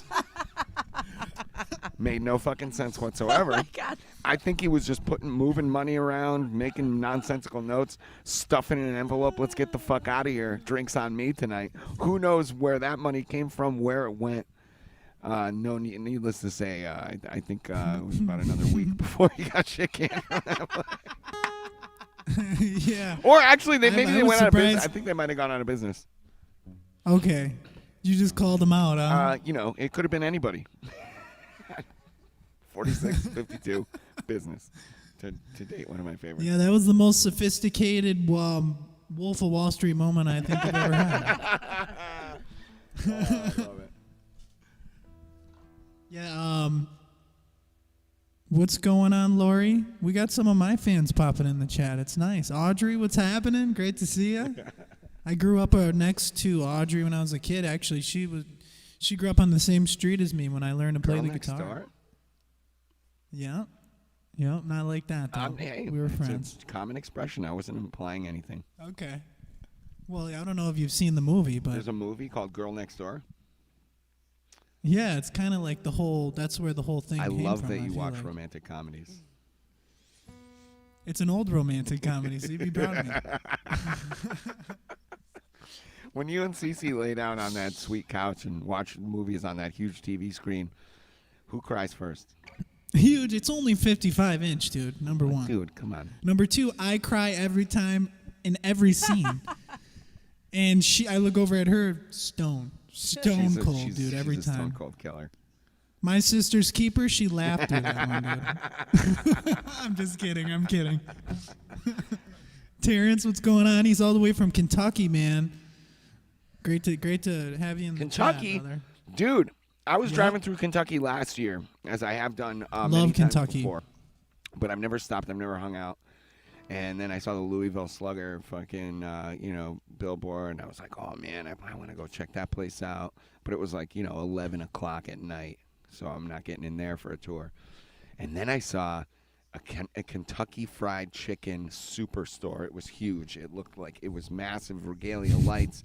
And I was like, all right, I do love fried chicken. And it's the Yeah, McDonald's yeah. of fried chicken. But I've never had Kentucky Fried Chicken in Kentucky. So I pulled over. Right. And I expected, to kind of get to the source and something special. Yeah. Wow. You- Wow. And this was before the pandemic, all right? There was no apocalypse going on at all, except in this restaurant where there was no steam tables catalyst for days that hadn't for been this touched in a event. week. The mashed potatoes looked like sheetrock dust, and the beans looked like some kind of science experiment. And the 3-tooth chick behind the register said, care for the buffet? I said, no, thank you. But now I'm like there, and I want to insult them. So I said, let me get a 2-piece and a biscuit. They put it in a bag for me, and I sat down, and I knew going into it, this is going to be a horrible mistake. And I ate those pieces of chicken. And immediately, you ever get that like gunshot to your guts, kaboom, and you know it's happening right now. Yeah. I've had to train up to this kind of that's lifestyle, and I don't recommend it for the rest of you out there. Who knows what's going on? And maybe they've cleaned It's up like their going. It's like going to Jamaica for weed. You go to Jamaica, you think you're gonna get the best weed. Oh, The weed yeah. in Jamaica is actually Well, really you're shitty. an Yeah. American. Now, they're not going to give you the good shit. Yeah. Yeah. Well, true. That could Dude, be it's true. totally true. Maybe that's what they did at Kentucky Fried. They're like, this guy's from out of town. so they Let's had the give him good shitty chicken in the chicken. Yeah, they did, dude. Did you see the new KFC movie coming out, dude? Mario I went Lopez. to the Jamaica Is- weed of Kentucky, and I got served Yeah. the Mexican swag. Do you know what his name is? The Kentucky guy. What's Colonel his name? Sanders. Yeah. Mario Lopez is starring in a new movie as Mr. Sanders. It's a love story TV show Are you fucking with me? made by making KFC. this up. I wish I was. fucking making this up. I watched the trailer last night. It's You trying incredible, to tell me dude. there's a movie about chicken? Yeah, And Mario Lopez is pretty playing much, Colonel dude. Sanders? They're trying to take him out, dude. KFC almost didn't make it. I don't believe this. Yeah, check it out, all you guys out You there. have a song about chicken. It's coming out. I don't. I used to write a song about cheeseburgers. I don't think I can remember it. Jimmy Buffett beat me. Fuck that guy. You guys ready for We can't another wait. song? How many more do I got left, Griffin? All you You guys got as out many there. as you want. It's 8:30 now. We're supposed to be done at 9 o'clock. Lynchy hasn't even gone on yet. Griffin's probably tearing his own pubes out right now, going, God damn it, we're going to be here until 11 again.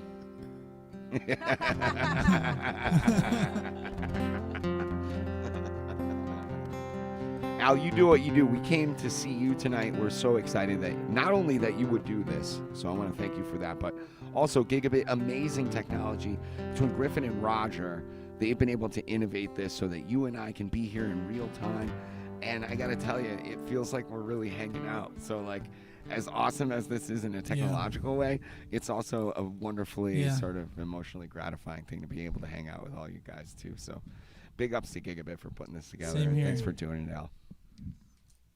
Same here, man. Thank you so much. And for those of you watching, having- I for appreciate having you me. guys hanging out. Wherever you are in the world, I hope that these tunes and our ridiculous banter is doing something to make you feel good. And if you're really enjoying it, don't be afraid to drop a couple of bucks in the old Venmo or something, because Al needs some more product for his sexy hairdo, and Griffin, as we know, is saving up for that big surgery. So we got to do some fundraising here. Every I'm dollar, not every gonna dollar be able to counts. breathe I feel after like I'm this a PBS episode. bike driving. I don't even have a tote bag to give you. I can tell you guys, if all you guys stay with us until the end of the stream, I will tell you what my secret is in my hair right now. I'll give you the secret Hair shampoo. where, though, is the question. I'm old, man. I'm losing hair where I want hair. I'm getting hair where I don't need hair. I got cobwebs. right. That's mine. You can't take mine. That was just foreshadowing. No, we're not I'm foreshadowing. setting you up for a into big that. punchline later. He set me up. Him setting me up to play Bob Marley here. I'm going to get out of the cobwebs here. I'm going to get into the light. And this is one that I kind of mix it up, play my own little version of this song. Bob Marley's been a huge influence of mine. And I've actually told this story really shitty over the years of how Bob Marley has influenced me. One time I was at a live show and I wasn't even thinking, but I was like, yeah, Bob Marley, one time and this is true if you want to look it up, but one time he got all of his boys together and marched in all the radio stations and put everybody up to gunpoint to make them play their records because they wouldn't let the vinyl the music get on the radio stations in America. And after the show, I was like, yeah, I probably shouldn't have said that. You know, that. But if you think about it, he did it for a good reason. He knew that what the people needed to hear at that time, and still today, reggae music remains this rebellious, need for change type of music. And we're in a position right now in our society, in the United States specifically, in the rest of the world, but specifically in the United States, where we need some healing and we need to shift into a new paradigm of love and understanding and compassion as we move through the obstacles. And So what you're saying is, in the interest of healing, we should basically go to HBO Studios and put them at gunpoint to play some songs on the John Oliver show. That's why I shouldn't have said No, that. I'm in. But I got the bandana. I'm ready. Yeah. But Bob was and still is an amazing influence to me, and hope you enjoy the tune, No Woman, No Cry.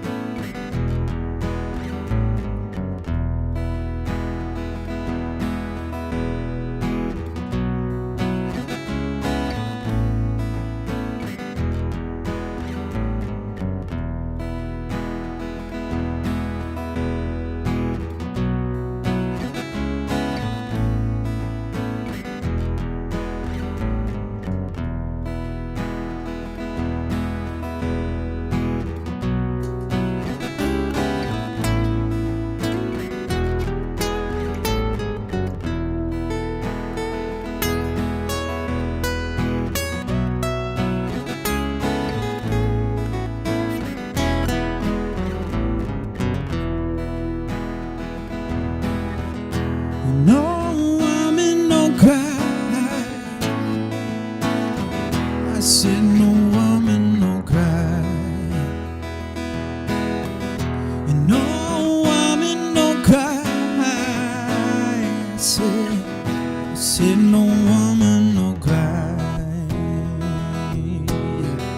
And I remember when we used to sit at the government yard in Trenchtown, observing the hypocrites while we mingle with the good people we meet. Good friends we have and good friends we've lost along the way. In this bright future, you can't forget your past, so wipe your tears, I say. No woman, no cry. I said no woman, no cry. No woman, no cry. I said no woman, no cry. I remember when we used to sit at the government yard in Trenchtown, and Georgie, he'd make fire lights and logwood burning through the night.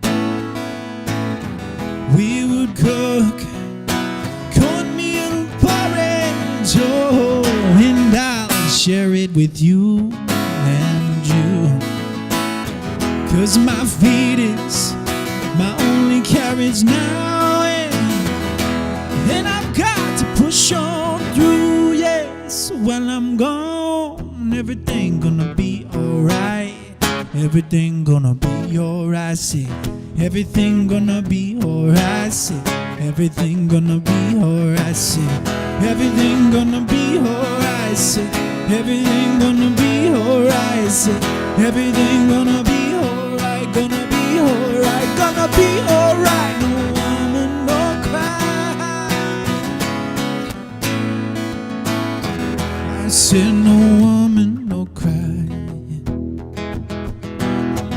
And no woman, no cry.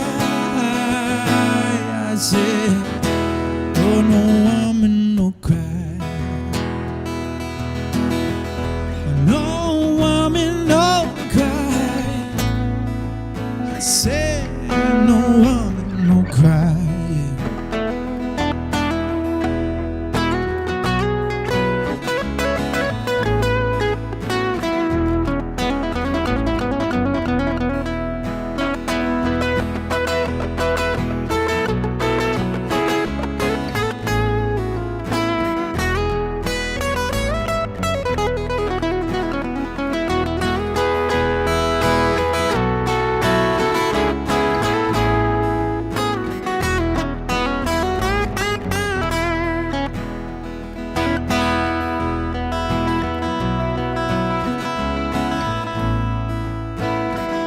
Said no woman, no cry. No woman, no cry. Said no woman, no cry. No woman, no cry. I said no woman, no cry.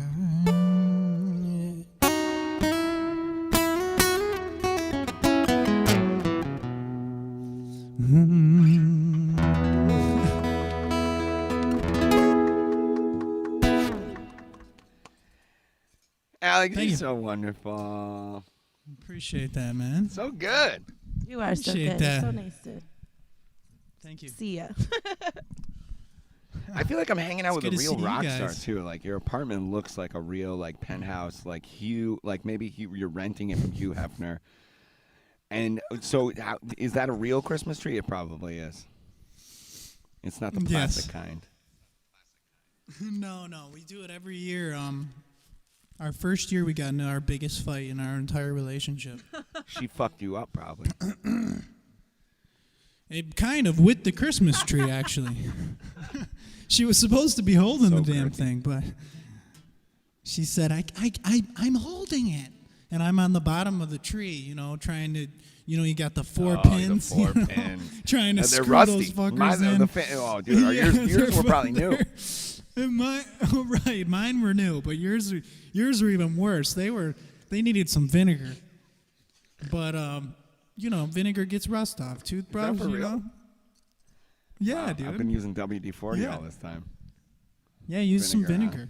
Get smoke smells out of stuff too. But I could be wrong. Smoke I'm a smells. musician, So everybody. yeah, rust, smoke smells, all to me better than vinegar. I feel like I'm trading down. In that. Yeah. 100%. But long story short, Sweet. the Christmas tree thing became like, okay, how much better can we do it this year? So this is year 4, and this year we killed it. We went out there, we got a Lean left awesome so we tree, can see we the got some tree. good pictures, and here we go. You ready? Oh, he's got one of those Hope I'm sexy leaning the rolly wrong chairs. way. Dude, that does look kind of amazing. What happened? It looks like somebody lopped it off at the top. Is there a topper up there? What's going on? It's a circumcised tree. Yeah. Yeah, it got a sex We- change. oh shit. We actually had a survey last week about who was circumcised, who wasn't. Apparently, I didn't know Christmas trees could also, but it makes perfect sense because that is sort of a Christian Judeo thing. Let's move. So Yeah, I don't know. Now I don't- this tune. So what do you got? What do you got planned for us? Because clock's ticking. Maybe you guys in the chat can tell us if you want to hang out for a couple of tunes. Lynchy's been puttering around in the bar. He's getting ready to do some stuff. What are you thinking, Al? What do you got? Lynchy What do you says. think? We got Lynchy one more? Says he's good. Griffin says one You got more. one more? All right, if I'm doing one more, I'm going to let you pick it. You know what I'm gonna pick. You got 'Cause two here- options. You got a song that you've never heard. What? I don't think you've heard it. Is it original? Have you heard? Have you heard "Be the Light"? Okay, here's the thing. Let me talk seriously to you. I'm gonna look right at the camera for this. Look, let's get serious. Okay, go ahead. I'll look right All at right. the camera too. Now- I can't see it though. I feel that it wouldn't feel right for me to not hear the song that you wrote about Cecilia that I brush my teeth to every day still. And Right. she's even lurking around in the corners back there, which suggests to me maybe we could even get her to come sing along. No, not No, having we it. get Uncle Tony She's is not on the doing job. it. I think I could convince her. Right, well, But it's you not might. about me. Now, on the other side, I love new music. And if you wrote a new song that I haven't heard yet, I want to hear it.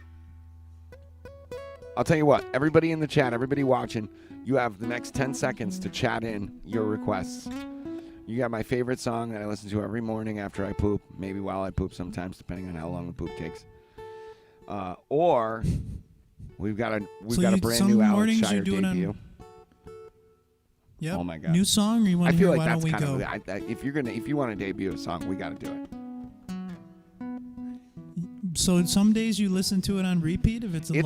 It's in my long- morning playlist because Jenny will attest to this. When I wake up and I'm still coming back to this conscious world, I'm an asshole for about 2 hours, depending on how much coffee I get to drink.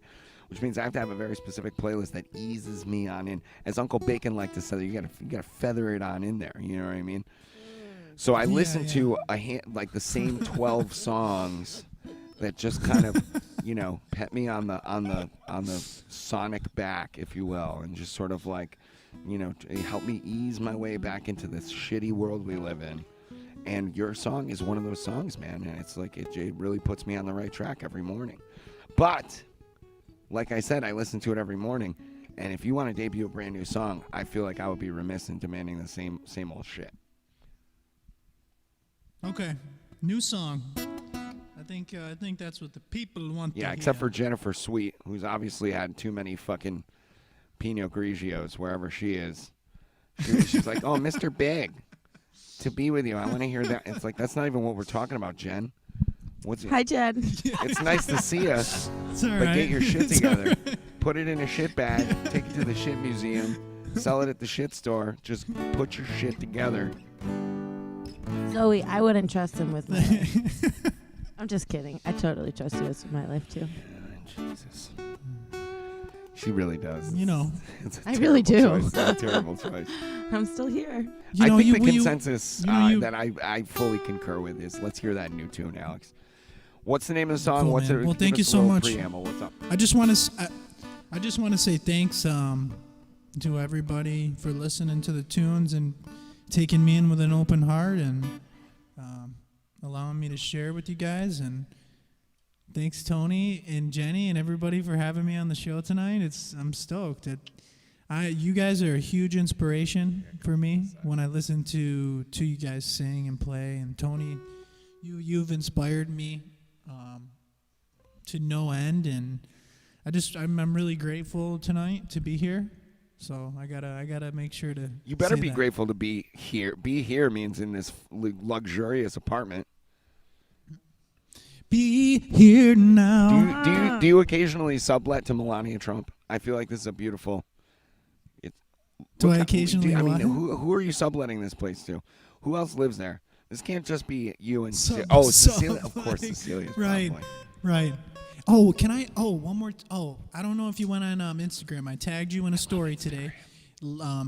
This week in 1966, Joni Mitchell played on Military Street in Port Huron, Michigan. Oh, cool. Yep, she played a show, and you can go on my Instagram. Alex Shier Music is my Instagram. ALEXSHIER Music, and yeah. When we follow go to me all on- requests, we're playing Joni And, Mitchell, which basically means it's not going to be a request. Yeah, so Joni Mitchell, big fan of hers, and she played in Port Huron in my hometown in 1966. This week. You know, she's That's one of my pretty all-time favorites. Oh, I know. We got into Joni last time. I was trying to get a song done by her, but she plays the guitar in a Good fucking unorthodox fashion. Yeah. I've been working on it for I remember 20 you years. were I'm not telling me even that- close. Yeah, you were telling me a story about when she wrote a song. The Magdalene Laundries. She went out And she talks yeah, about yeah, it yeah. in She this went video, outside this and live footage of her in the 70s, where she says, "Yeah, I just went out. I walked out into the woods, and I tuned my guitar to the sound of the day." yeah. That's how I know I Right have on. no talent. I don't tune my guitar to the sound of the day. I tune my guitar to the That's sound amazing. of what the 8-year-old Japanese kid on YouTube tells me to do. Yeah. Yeah, so this next song, Be the Light, it's I had a Rasta teacher, Rasta man, come into my life a few years ago and teach me a lot, and I was doing a lot of work with him and kind of took a couple months off work and found a lot of good music and discovered Be Here Now by Ram Dass, which is one of my most favorite books in the That's a world. great piece. If you're looking to open up a little bit and read some good stuff, and yeah, he just kind of, it was a big self-reflective time, and it taught me a lot of the problems. Why don't I have this, or why is my life like this, and why are these people doing this to me? This song just kind of is about going back inside and realizing that all of it's solved right in your heart, and that's the only social context that we should be focused on. And if you worry about your heart and other people's hearts, then everything will fall into place. But most importantly, go inside and go in deep and figure out what's going on with you. And most likely, that's kind of usually the That sounds problem. like a wonderfully transformative experience, man. So, yeah, thanks. It's called Be Be the the Light. light. Alex Hope Shier. you enjoy, Everybody and throw some hearts and some eggplants in there for Al. Cool. Eggplant it out. Let's see it.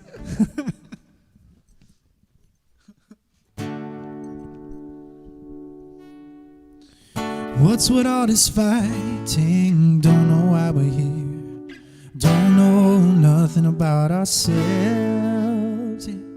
Wasting precious love, wasting precious time, and we're wondering why we're still divided. And I can smell the sinners out on the street, and it ain't the ones who don't got much to eat. We need to get rid of our anger, do away with jealous love. Got to be the light.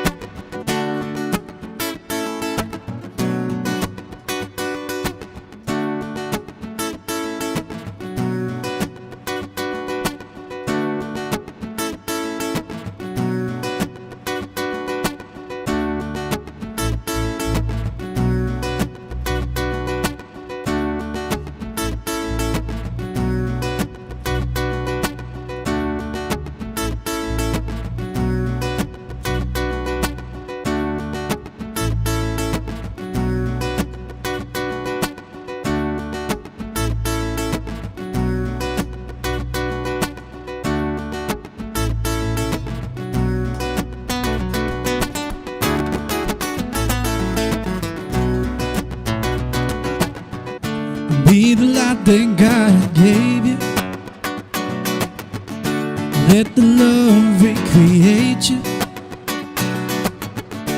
You will see the 7 seas blow your way, blow your way, blow your way. You got to be the light. You got to roll with the wind into the night. You got to be the light. Got to be the light.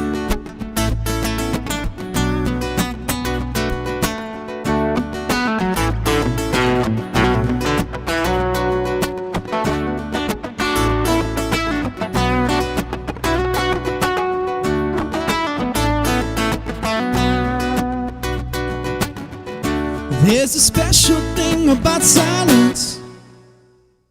It makes you feel so right. There's a thing about being humble. rolling with the wind into the night. I can be with all of my family, bees, the birds, and the trees. I can be with all of the water, 'cause it's all made out of me. You got to be the light. You got to roll with the wind into the night. You got to be the light. Woo! Be the light.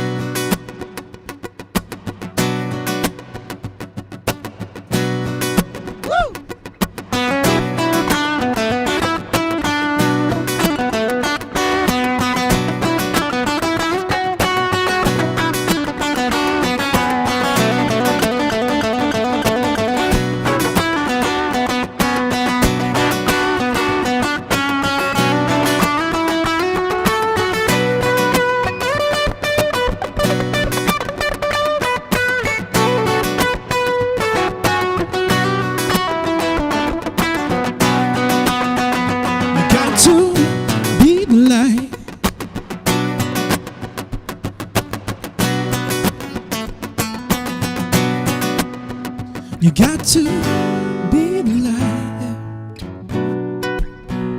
You got to roll with the wind into the night. You got to be the light. You got to be the light. Be the light. Be the light. Be the light. Be the light. Be the light. Be the light. Be the light. Be the light. Be the light. Be the light. Be the light. You got to be the light.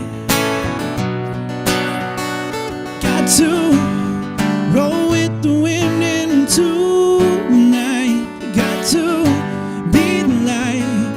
Got to be the light. Got to be the light. Be the light. Be the light. Be the light. Be the light. Yeah. Got to be the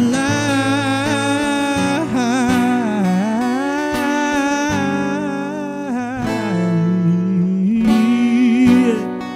You got to be the light.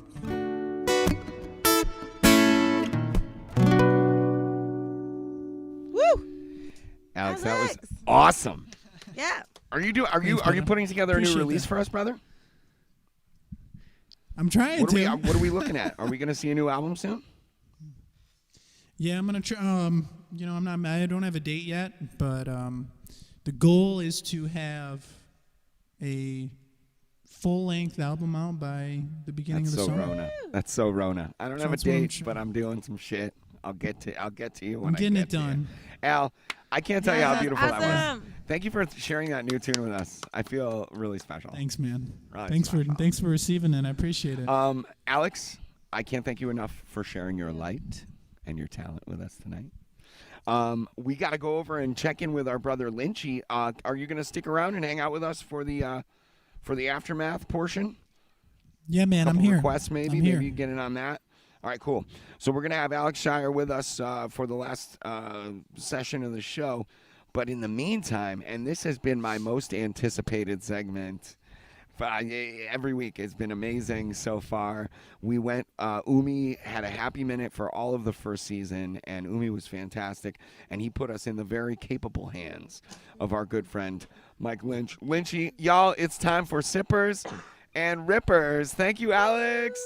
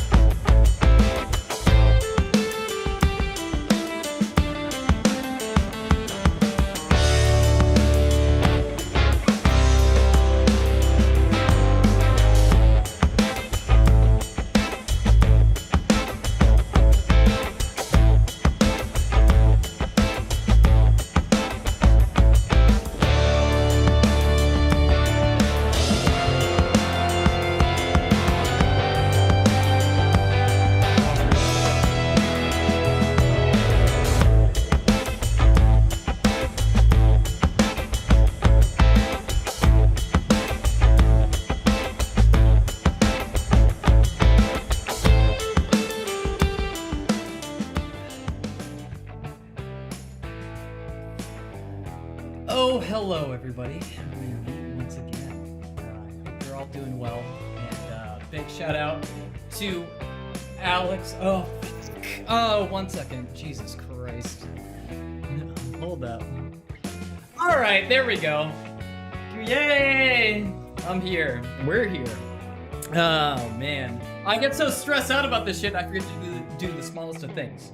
So, big shout out to everybody. Actually, you have no idea how instrumental. I don't mean that as a pun, by the way. How instrumental you are to me when I get to sit down and stress the fuck out about what I'm doing and about to do.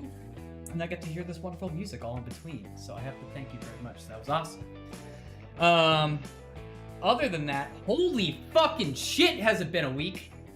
We've seen all types of stuff go on, and I've compiled, a good amount of things to talk about, and also nod my head about, because it's gonna be absolutely fucking stupid. We're all in on this together right now, right? We're all here? Hello. Oh. Oh, here they come. We're here. Oh. Yeah. Yeah. All right. Yeah. Fuck yeah. It's so great. This is like the one part of my week where I stop losing my mind for a little bit and keep losing it in the best way, both at the same time. So I'm so happy you can be here. We're happy to also, be here I went too, out Lindsay. thank you. I may have fucked myself up a little bit because I went out and bought a couple beers. I bought a 4-pack for $16, and I didn't realize that I should check the ABV. Because they're 8% beers, and I'm already 3 deep. So this is Come on gonna be in. a The fun water's ass time. putrid. Ooh, baby! And that's before we even start drinking the real stuff, which we have a little bit to go into later on, because we got an awesome sponsorship, which we'll get into before we make a cocktail. But, yeah. So, do you remember what we were talking about last week? That big pointed Oh topic? my god, that New York bar? Yep.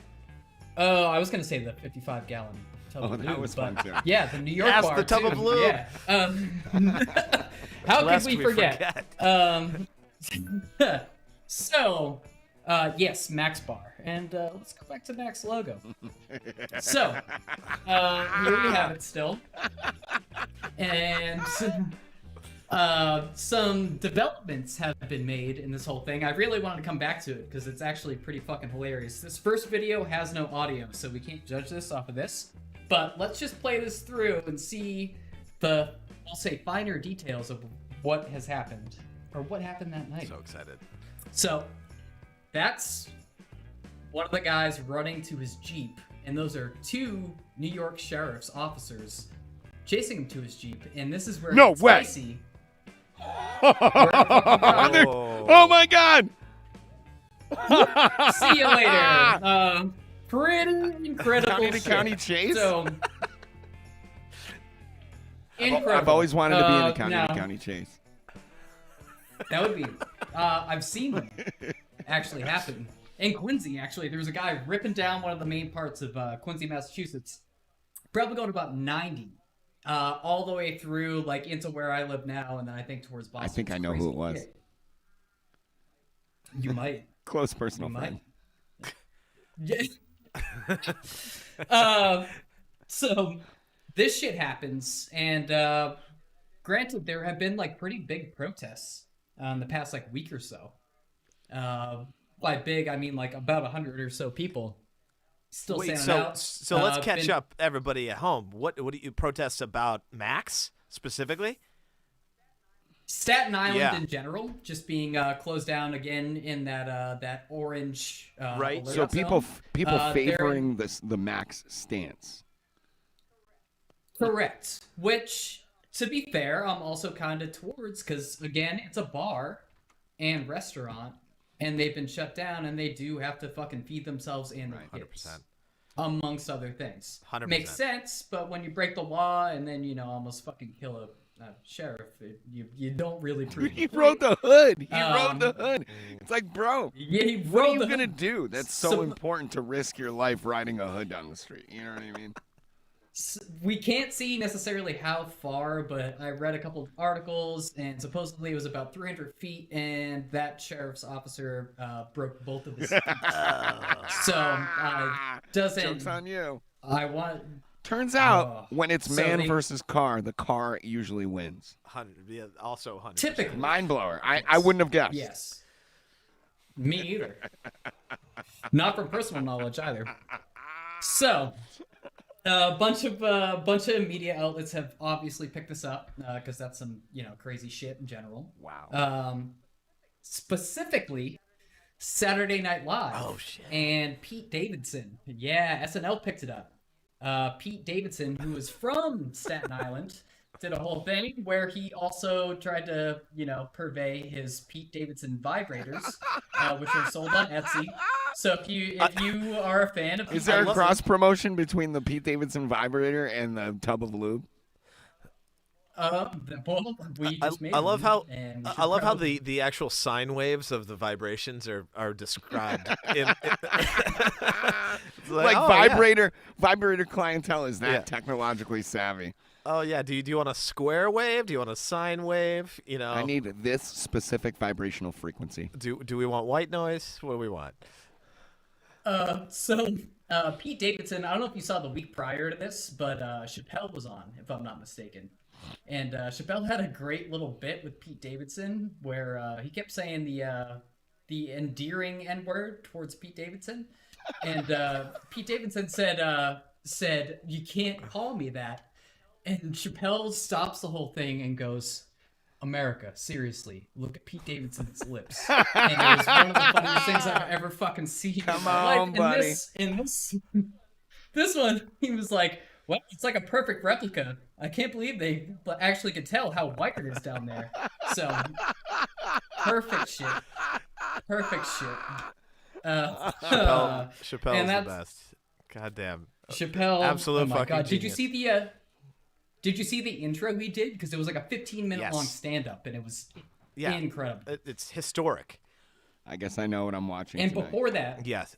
Oh, Tony. Yeah. 100%. The last one I keyed into was the Bill Yes. Burr monologue. Yeah. the Bill Burr I one love was that great one. too. I Dude, love I how keyed into it because I I had a keep pointing at handful his of face. female friends that were like, fucking Bill Burr, fuck that guy. And I was like, ooh, what are they so pissed about? I can't wait to see this. There was, I mean, it was hilarious because in the audience there was kind of crickets, people being like, I'm not sure, but then Is this it was okay? just Yeah. so good. It In was my so good. experience, crickets Oh. usually means it's the best. If it's on syndicated television, that means a it's a fucking baller, yeah. baller episode. Oh, so moving forward a little bit. wait, Lynchy. Wait, What? I'm gonna what- scooch over just a tad. We might have another addition to this. Oh, this you get whole- it. Oh yeah, shit. let's see here. Oh shit. yeah. Does he have a Pete Davidson vibrator? How do you know it's a he? Nobody said it was a he. I can see those Man hands. people. Oh, me! Yes. Yeah, I you put- gotta I put be right this- here. Come on in. I put this right by my console just for this possibility. Oh, no way. Hi, guys. Umi's I don't know happy where you are, minute. but you're probably Umi's around happy there. minute. Umi's happy happy Oh minute. shit. That dude is dead, dude. My name is Umar. Fuck that dude. Umi's dead. Yo, Umi's dead, bro. He's back, baby. Oh, this is sick, dude. Satan's waiting. I love Hell this shit. yeah. Zoe wanted to come in here, but she's like, I'm so sleepy. So she's watching the show from bed. There. That's fair. That's hot. all right. People with lives and stuff. Does she have Shout out cookies? to, That's like yeah. anymore. Shout out to sorry, to Alex Shirer's tree. Oh, It looks great. Hell yeah, Alex. I mean, I Crushing love it. your music too, but that tree's dope. If you're watching at home, Alex, which I can see that he's escaped his little zone. They're probably doing it on the couch right now. 100%, and then they're gonna watch this part of the episode They're and be gonna like, actually- "Hey, If I see a foot, I swear to God, I'm reaching through the camera. Hey, can I help? oh, this is a true interactive Oh, live okay. stream." Everyone. Yep. We're real. This is a true I thing. think they call it teledildonics.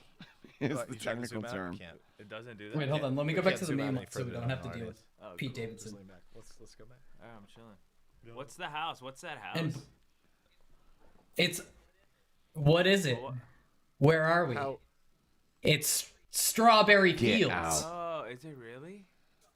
It's a modern day Strawberry Fields. Yeah, I figured what better way Look at it says it. to honor, To honor the pair. music To honor the lesson. pear Yeah. cocktail you're making. but Yep, we'll go with strawberry. I almost looked for like a pear orchard, but I decided not to. That I was like like too Strawberry corny. Fields. What happened over there? What is that?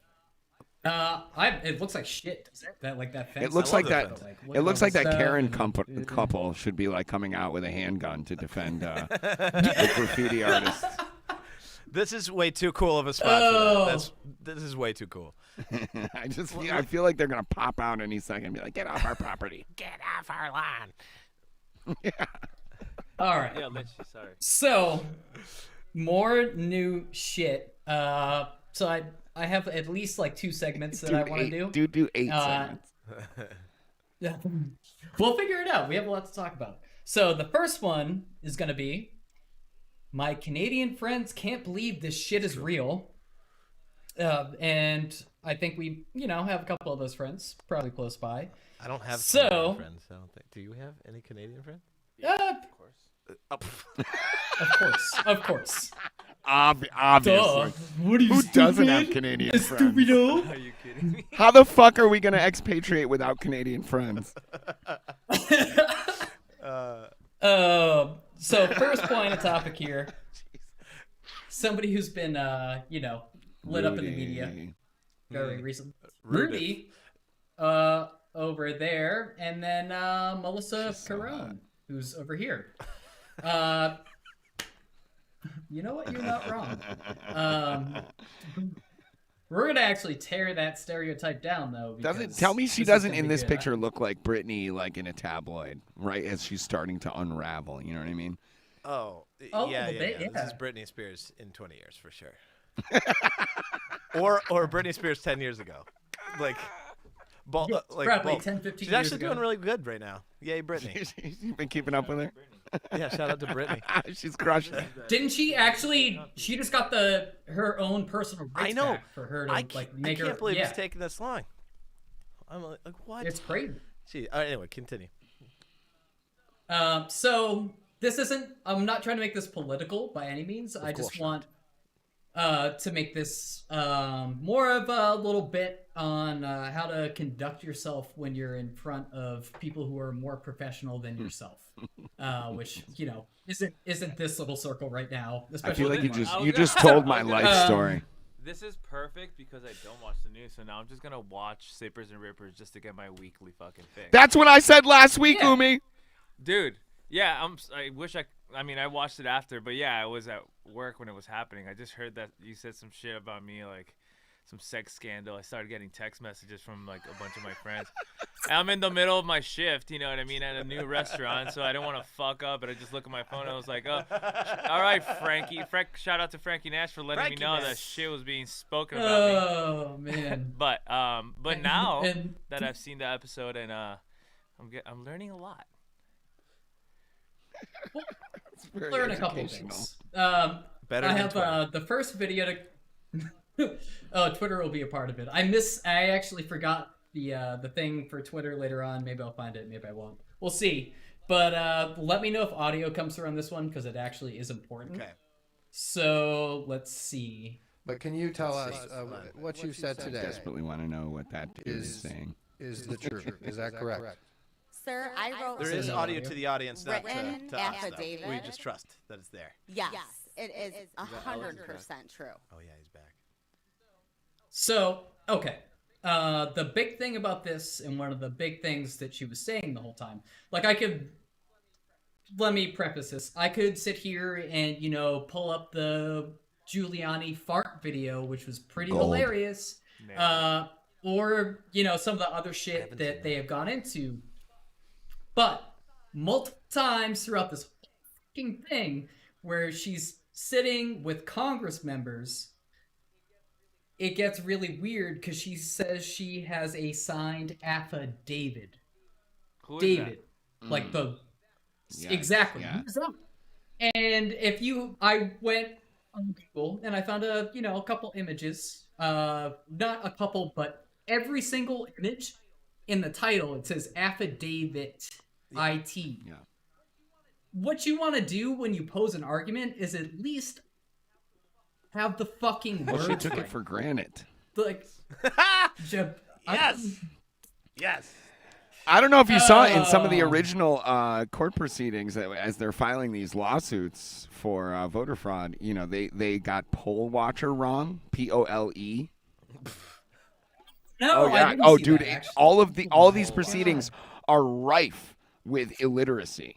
This is Trump's legal representation that can't determine, appropriate spellings. Your, meet, 2. I mean, it's just all lost on them, which is really actually, so I used to. This is 5th grade reading level shit that is right now going to determine the future of democracy. That's the thing, right? Is like to not be looked quote unquote down upon. You got to get your words right. And when you don't have the basic words right, especially, I mean, to be fair, there was a point where they said Giuliani was saying, I object. And one of the Senate members says, this isn't a courtroom. And it wasn't. Nobody was actually, like, held to the wall against any of this shit. So technically you can say whatever you wanted. That's besides the point. Not having your basic words down is kind of crazy. But it got crazier off of that, and I'm gonna play the next video because this one is pretty awesome. I hope you've seen this one. A lot of people think all Indians look alike. I think all Chinese look alike. So how would you tell? If some Chow shows up... It's so bad. It's like, that's not a defense against anything. That's just like, it's borderline racist shit that you don't use as a defense in court, with Senate, with Congress, fucking anybody. So it's insane. It's killing me that I have to pretend I could hear what they said. I didn't even hear what they said. She said, people think that all Indians look alike. I think all Chinese look alike. And what she says after is even crazier because it can be taken as a highly racist statement, which is, if some Chow comes in, God. and it's like, well, I take that as like using the last name, Chow, which is like it's a pretty common Chinese last name, understand? But if you just take that fucking like as a base statement, holy shit! So that shit's wild. So not how you should be defending yourself. Did you?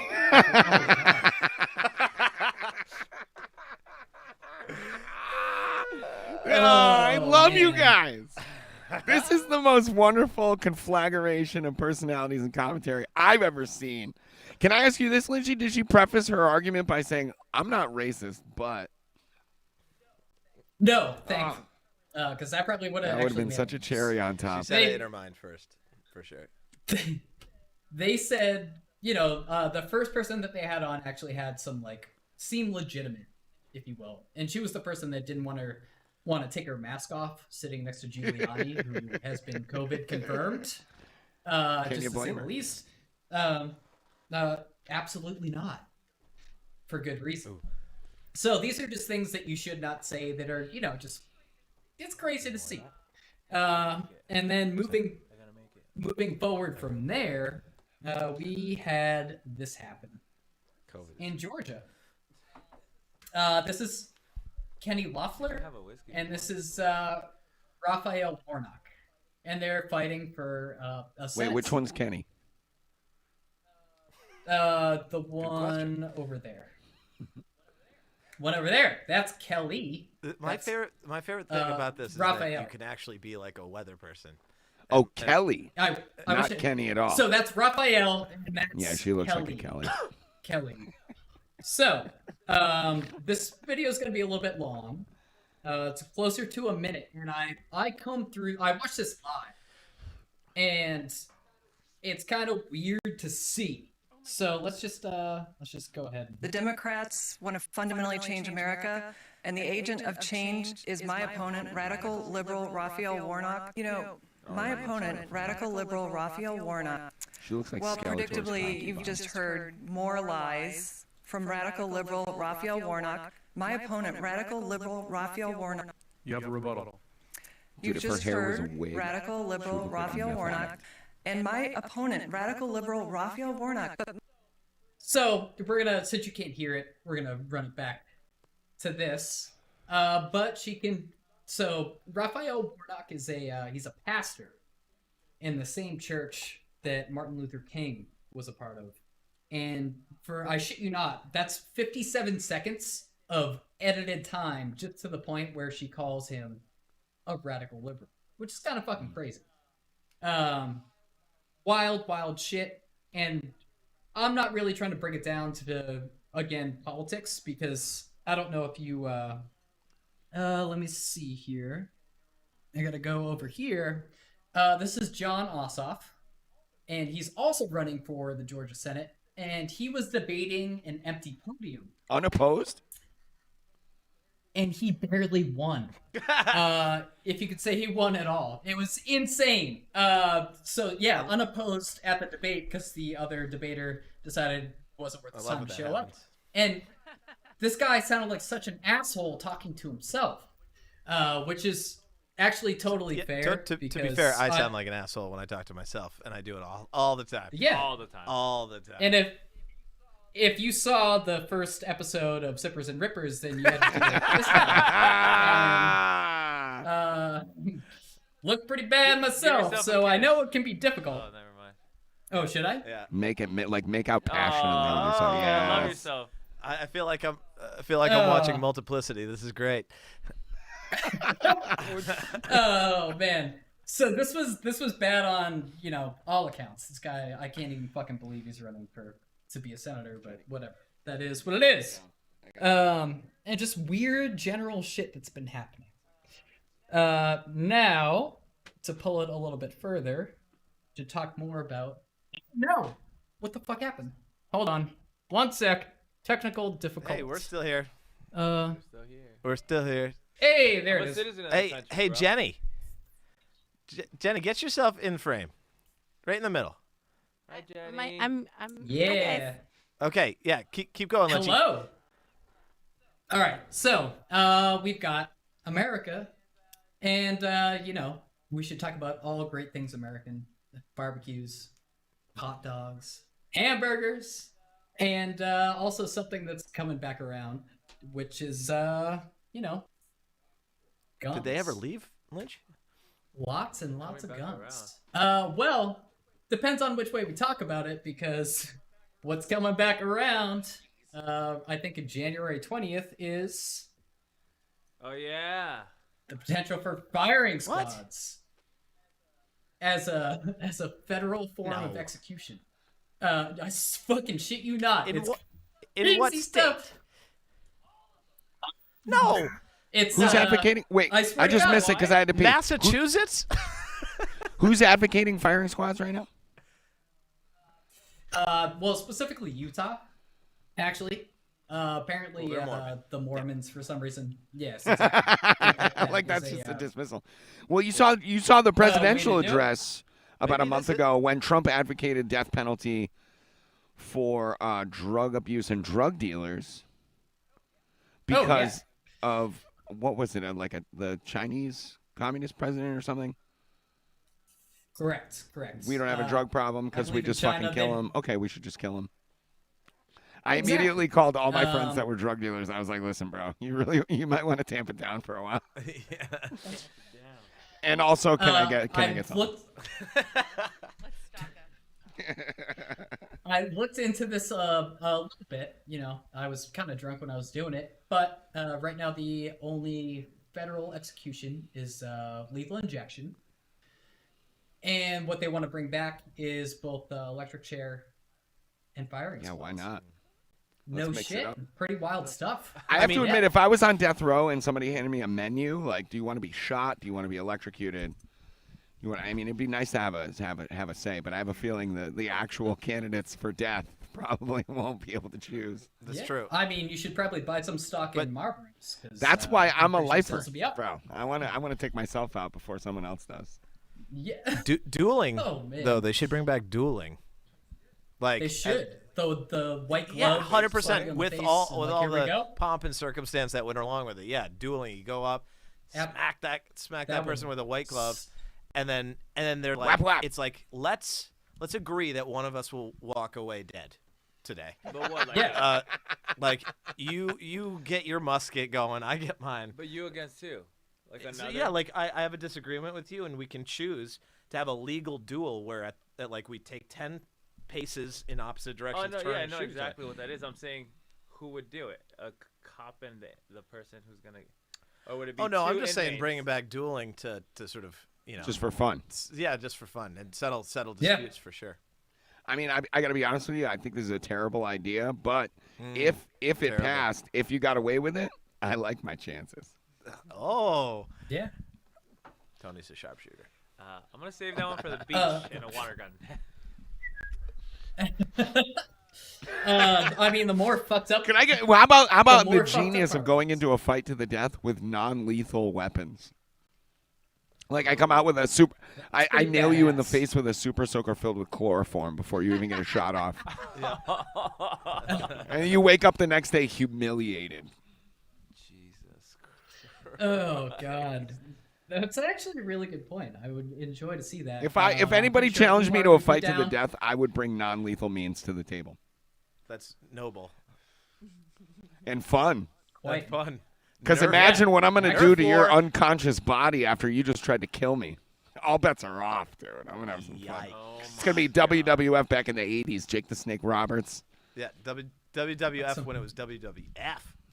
WW, go fuck yourself. Yeah, actually. Oh my god. Yeah, World Wildlife Foundation had to come and ruin it for everybody. Vince McMahon, you got a job again, homie. Oh man! All right, so in more uplifting news, let's talk about something that's a little bit different. We'll bring we'll talk about puppies. Puppies. This is what's going to get us 2 million Oh, hits just tomorrow. puppies. Yeah, exactly. Until you actually hear what I have to talk about. Oh Jesus. Are we going to eat the puppies? No, we're not Canine gonna veal? Cocktail? Holy moly! I'm not gonna get that bad. We're just gonna drink their blood. Actually, This cocktail's called Lords So- of Dogtown. It's called Satan's Oh. Waiting. Oh, Satan is waiting. That's That's a nice shirt. I thought the good pairing was my Dawn of the Dead hoodie to go on top Yeah. of this too. So, Nice pick. but the puppies have been saved in a certain state. Virginia, back in July, enacted a law saying if it's below 32 degrees or below, or 85 degrees above, you can't have your dog chained outside. Great. That's a win for all good living things everywhere that are also a product of Except their for snow environment. dogs. Love, right? So- State of Virginia or something. The love state. Virginia is It's for lovers. lovers. Yeah. Yeah, yes, Yay. yes. Yes. Yes. Also, if they're outside, they also need what does this Food say and here? water. Hold on. Oh, I missed the joke back there. Fuck. I was gonna say with the whole Pete Davidson thing. I was gonna say that because he was on Weekend Update. I was gonna say thankfully he wasn't part of their overarching segment called "Making People with Actual Comedic Talent Unfunny." But I missed that. Nice. One, so we can't do that That, anymore. that joke was incredibly meta. I feel like I need to take a nap and figure that out. It's because Saturday Night Live has sucked for the past decade. Decade. 27 years. Has it been that long? It feels like just yesterday. Bring back David So- Spade. Oh God. Jesus Bring back Chris Christ. Farley, Of all dude. people- Prop him of up. all the people. Weekend Yeah. at Farley's. So the dogs apparently now also need insulating straw and or bedding, and dog houses with windbreaks. You know, small. Nobody owns advances huskies down for there? living things. I feel like that'd be. Oh, I'm sure that's It's actually a real issue. Like, so me and a couple of husky owners up in Vermont would occasionally have to field Facebook messages from random would-be do-gooders. Your dog was outside and it's 40 degrees out, and it's like, bro, for a Siberian perfect Husky, that's a temperature. balmy summer day. One Yeah, and two, how about exactly. mind your own fucking business? Or do you want a duel about it? Seriously. You know what I mean? I'll fucking try to throw a brick through my car window and watch what happens.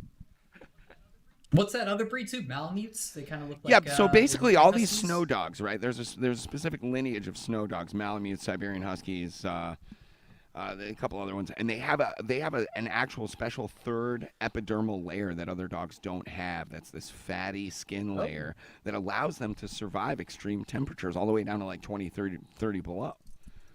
So if you look at what actual Siberians today do in Siberia, hunters and trappers, their dogs never go inside. They live outdoors year round in extreme temperatures. And you know what? They're fucking happy and fine and great.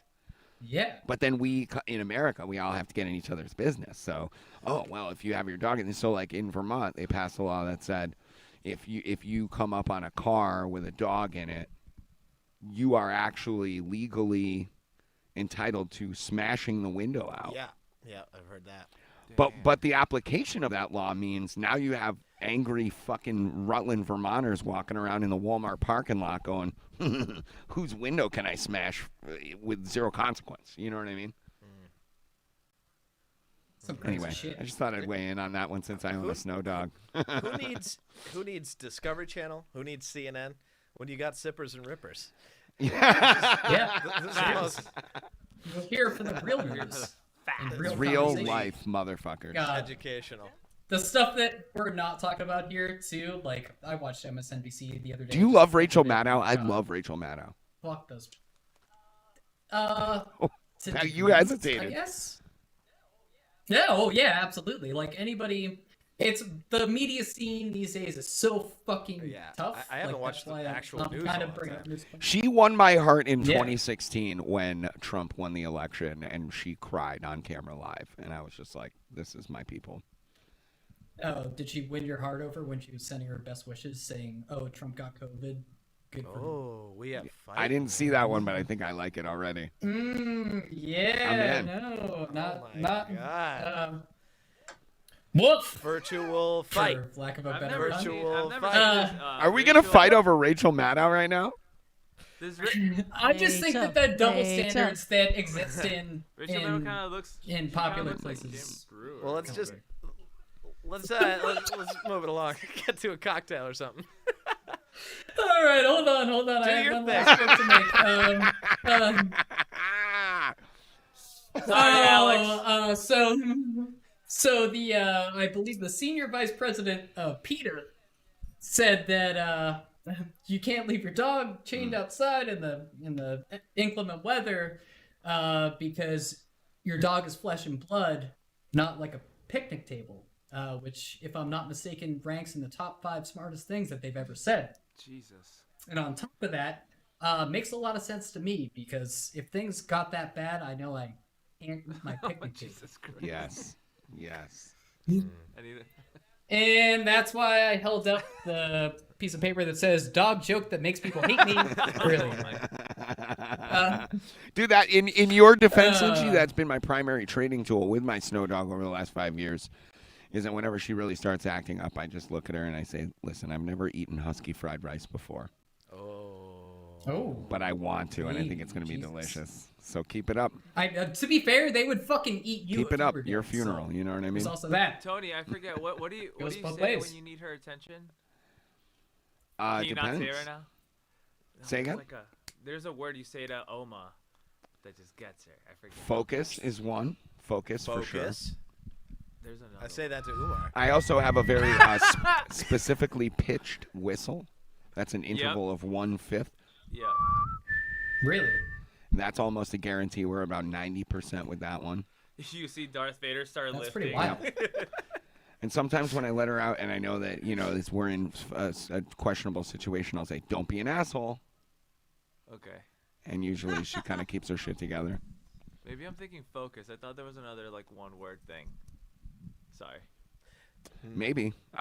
Dude, I actually, 2 years ago, I actually tried to make a list of her vocabulary, like what commands I know that she recognizes and understands. And 2-3 years ago, that list was about 36 different terms deep, which I feel like is pretty good for a canine. That's amazing. It's pretty good. Have you seen the video of the dog that has been trained to tap certain buttons? Yeah, sure. Well, that's what that video was like, actually weird what made shit? me think, like, as long as I'm consistent with very specific vocabulary and very specific circumstances, that she could build a vocabulary, and she has. And not all that vocabulary is actually spoken word either. Some of it is body language. So if she's sort of acting up and there are people around and it's not all about her, I can go like this. And she'll go, okay. And she'll chill out, you know. Oma rules. Dogs. Oma is the best. Oma is too smart for her own good. One time I heard someone talking about Oma at one of the first Happy Camper episodes. They go, someone's calling me Omar out there. Yeah. Don't fucking lose my shit, Griffin. You know, I'm the talent, kinda. I need a little respect around here. I was like, dude, chill. It's Oma, the dog. And he goes, oh. Dude, if that goes back to what I think it was, we should rewatch like the first episode, because there was so much. We're all new to each other. I was calling you Yumi. I think you called me Tommy at one point. And then there was the Oma thing. If we watch that shit now, we'd be like, holy fuck, we barely knew each other. And now look at us. We all drink our own piss together. Each other's. And I kept singing boy. Umi's Happy Camper a lot of times, too. It's my favorite. That's Whiskey's fault. I love it. Oh man, there were some slides in there about Yogi the Bear being taken away, and that's an actual episode of Scooby Doo. Yeah. It was those meddling kids. But... Wow. That looks like Silence of the Yeah. Lambs. It looks like Scooby Yeah. Doo Bane guy. Scooby Doo Hannibal Bane Lecter. guy. if you will. Hannibal Dew. Hannibal Dew. Oh. That's my son's name. So, I was thinking about stuff a little bit because this is all like kind of new stuff and it's all shit that I go through. Tony, have you ever heard the term shitpost? Yes. In what context are you referring? Well, I will reference this Wikipedia article that says shitposting is just insightful stuff that you find online. So, you know, my tagline for this is just kind of sorting through the shitposts so you don't have to, which I think goes down pretty well because this is IRL shitposting, if you will. So, next up, we got one last thing. I'll get into the cocktail. Also, Tony, have you heard of the Paul brothers? No. All right. This is going to be great. In Logan and Jake Paul, if I'm not mistaken. Good. Interesting couple. They are the unholy amalgamation of, combining wasps, but not these ones. That's kind of kinky, but also not those ones. These ones right there. Tough. Yeah, those wasps. With the Supreme brick.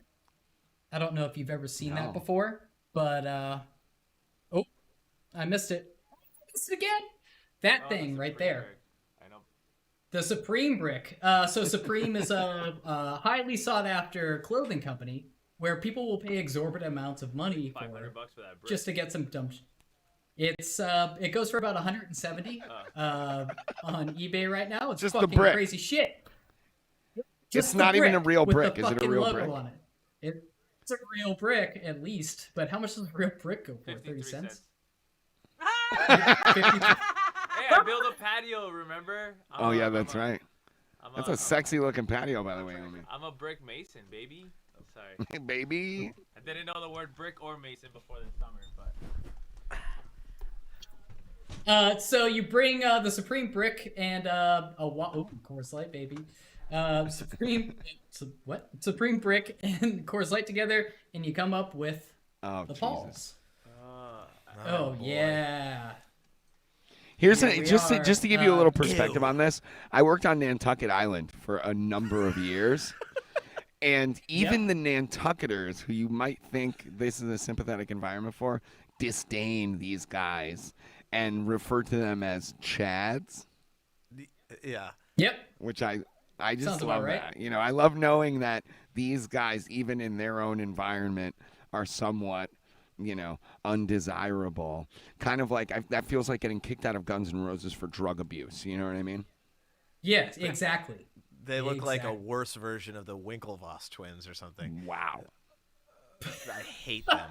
I feel like there's no way they haven't engaged in statutory rape at some point. Funny you should say that. Boom! Did I call because it? There's some. We're not. No, not like that. Not as far as I know. I did again a mild amount of I research. feel like into that was this. really racist of me. No. This is Logan, and that's Hi, guys. Jake. Hi, Jake. And Hi, they Logan. came up big via Vine. They made a bunch of Vine videos that went fucking absolutely wild. And what do you do once you have a bunch of crazy Vine videos? You start to make Chad YouTube gone videos. wild. Mm-hmm. Also, Paul, these days, over there, he's got a wonderful thing called Impulsive, which is about as good of a pun as innovation. Wow. That's an actual brand, by the way, that you can find in Target. That's how I came across it. Impulsive. At least it doesn't say Oriental. Kind of weird shit. That's how you spell Sal? Like General Sal? So there's General Gao, General Zo, and General Zhao. There's 3 different ways to do it because it's really not. In Umi's defense, that was a valid question. That is not how you spell Sao at all. Correct. There's It an is A in not. there. That's how we know Yeah, this is and I thought so a W American. and no T, but okay. What? Never mind. Oh, what? Holy shit! That's cool. That's why I'm a bartender, not a nerd. Oh, I'm jeez. just- You know, to be honest with you, if that food was in front of me right now, I might not eat the whole thing, but I might take a micro dose. It looks pretty good. I wish. It does look pretty good. I'm not gonna lie.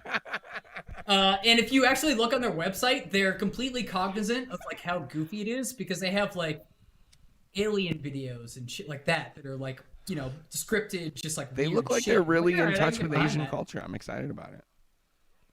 Yeah, or at least make, you know, fucking Chinese We American have to food. try it. We're gonna have to. Dude, Yeah. can we get KJ Nosh to cater us that next week? I don't see why not. Sorry? Wasn't paying attention. It's in his headphones and he didn't hear it. I love So our sponsor, KJ Nosh, who's catered the last 2 weeks of the Happy Camper Show, brought us amazing Hell yeah. meals. I think we should get them to do something creative next week with innovation. the General So. As a brand, they got so much. I'm just looking for creative ways Why to not? lose our sponsors. That's all. Right. Don't worry about me. Don't worry, I have one for later on. So, Logan, the guy on my far left, he had, I broke him. Yes. It's too good. It's too good. All right, so Logan. So Logan, a little while back, had to come out with a video, and it comes out much like, well, let's watch. I've made a severe and continuous lapse in my judgment, and I don't expect to be forgiven. I'm simply here to apologize. So he said that he's made a severe lapse of judgment, and he has come there to apologize. Hold on. Where's the podium, dude? I think that's the one. And if you can't tell by the slightly smirky little fucking I give a shit face, he didn't really care that much. He went to this is the hatred we could probably surround. With an Alpha 5100 and some really nice lighting. He looks like amazingly captured. It's yes, they made about 11 to 15 million. Damn it, I wish I was white and rich. Crazy. Chocolate, right? So, what happened for him to create this apology video? They went to what is considered the suicide forest in Japan. and decided to videotape it, or sorry, record it, because it's not an actual videotape. And what they found was a dead body, and he recorded it and threw it up on YouTube because he thought it was a great idea. And as you can tell by that smirky smile, he still probably thinks it's a great idea because it got him a lot of views. So, moving forward from that, let's see. Everyone wants to watch a fucking miracle. And on February 20th, I have an opportunity, for whatever reason, the gods have blessed me with, to pull this off. So he says that he says that the gods have blessed him with a miracle. On February 20th, you can watch an amazing miracle happen before your own eyes because he is going to get into the boxing ring with fucking Floyd Mayweather. What? Wow. So, as you can see right here, Floyd is 43 and he's 25. Floyd's had 50 fights and 50 wins, and Logan Paul has had 1 fight and 0 wins. So, when has this already happened? it's gonna be February. no 20th. February. This 20th. coming February. This is going to happen. Yes. Can we do a special Happy Camper show where we just all watch this together? Yep. Yes. This is going to be so much fun. I think that I can can't wait to watch this kid get the shit kicked out of him. Yeah, 100%. So probably he's come a little bit of a way from then. He's rallied against racism and did all the things that you should do to posture against it. Great for him. He also Wow. he said, if I'm not mistaken, one point in time he said, let's go gay for the month of March in terms of gay pride, which is Right, kinda because it's a fucking choice, strange. right? Yeah, it's a choice. Totally. You can just be gay for a month.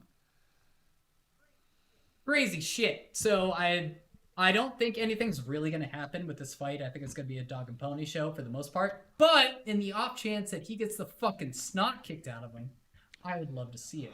So, February 20th. Putting it on our calendar. Is February 20th a Thursday? I'm going to look right now. I didn't know that. Again, please. I didn't know that Floyd Mayweather's nickname was Money. That's kind of sick. Floyd Money. Fuck yeah. Well, you think he won 50 fights and didn't make any cheddar cheese? I know, but I don't. You know what wait. I mean? There's so many people that fight. What's the date? The 20th. It's 20th? a Saturday. 20th. February. Wow, how'd you know that? Right before Valentine's Day. He's like, oh, I know all the Saturdays. I might not be able to. I can't spell, but I can count. I can count, motherfucker. I can remember things. And you can Great. Oh man, so that should be a great time. might be Hopefully kinda we crazy. can watch that together. We'll do a special Saturday. So he's had 1 fight Yeah. and he lost it. Correct. Can we do? Let's Kind do of, our yeah. own exhibition where you guys find like your most racist friend who's also kind of a pussy, and just let me kick the shit out of him. Jesus, guys, there's. I mean, I'm down.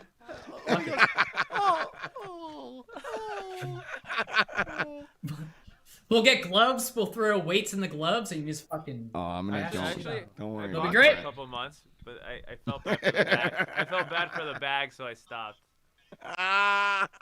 You know, Nice. I was just like, Is that what they say when you masturbate? Yeah. I felt bad for the bag. You're such a dick. Stupid to fucking think before I speak. Oh man. You're stepping into a squared circle. You guys, bud. in the chat, our friend Lorna Dollery, who actually trains in boxing, has just commented this fight Oh, no shit. with the old head facepalm emoji, which suggests to me she Yeah. knows more about it than we do. Lorna, if you have any insight, we'd love to see you in the chat. Like I'm sure she'll probably say the same thing. I'm not sure, but it's probably a dog and pony show where like this washed up hack over here gets to make a bit of money, and he just gets to fucking beat up some little shit. For How a is that while. not? It's How gonna is be that great. not awesome?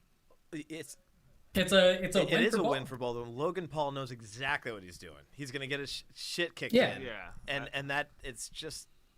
I mean, The- what the a kid, brilliant, unfortunately, brilliant move. unfortunately, like we hate to say it, but that kid Logan Paul is definitely like a smart person. Well, You wouldn't wait make though. all Wait, this wait, fuck- wait. Let's you let's wouldn't make let's all this fucking let's money. He's not unpack doing that it. though. Let's unpack that because first of all, America hates a loser. America. Right? Well. That's just the way it is. So if let's say he gets his shit pushed in, then what? He's going to use that as a platform to justify his fucked up shit. Is that where you're going with this? Or you think it's just an exposure move? This is like Exposure what did you move. call it? That's Shit, what I was- shit posting. Oh yeah. Yes, To bring it absolutely. full circle. It's a Lynchy, we Yeah. don't see you. Oh, there we go. yeah. I know. I fucked up. He was. I had you were a giving I had a this thing dude queued, but a head job. What? Look, I'll be honest with you. If he gets a couple extra viewers in exchange for me watching him get his ass kicked, that's a fair trade to me. We'll see what happens. We'll see what happens. It'll love be you goofy as shit regardless. So much. So I can't wait. I can't wait for the Lynchy Sippers and Rippers follow-up piece on this. Dude, you are planting seeds of joy all over the internet right now, and I'm so proud of you, Lynchy. I hope so. Thank you. Thank you for having me too. I never expected this to actually one of us go will have anywhere. you. I just had a camera and a We fucking will definitely dream. have you. Jenny has that rapey look in her eye. Oh boy. I think Buckle Todd, up. Can't Buckle wait. up, I Lynchy. think, She's gonna. I think. Sorry, right here in the chat. I think that Todd Cazavellan just tried to roast Donnie. Yeah, totally. That's pretty much Todd's job. He, any opportunity to roast Donnie, and he will take it. And he's obviously taking a public format right here to do that. But Donnie's silence means one of two things: either he's conceded that shit roast, or he's right now asleep in his armchair with his mouth open. Definitely like asleep. so many seniors across America right now. I like how he wrote the They sentence. brought up your comment in the chat. Vocabulary is All more right. than Donnie's. Well, no, it says Oma vocabulary is more the Donnie's. That I sounds know, like I know. I know. Mark's. We saw that. We You saw see, that. you see the I'm humor a in fan. this. Yeah, I it's like great. It. I like it. Yeah. You got to keep an eye on those poll watchers.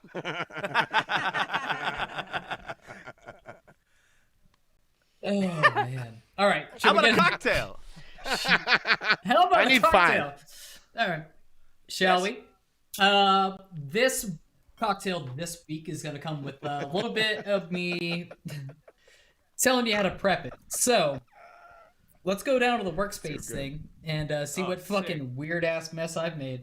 So this week we're gonna have a couple different things going on. We got this big round thing here called an immersion circulator. I've got a vacuum sealer, and then under that a bucket of water. And anything I can do with these 3 things, you can do with a boiling pot of water and a Ziploc bag. Super simple. So let me get this shit out.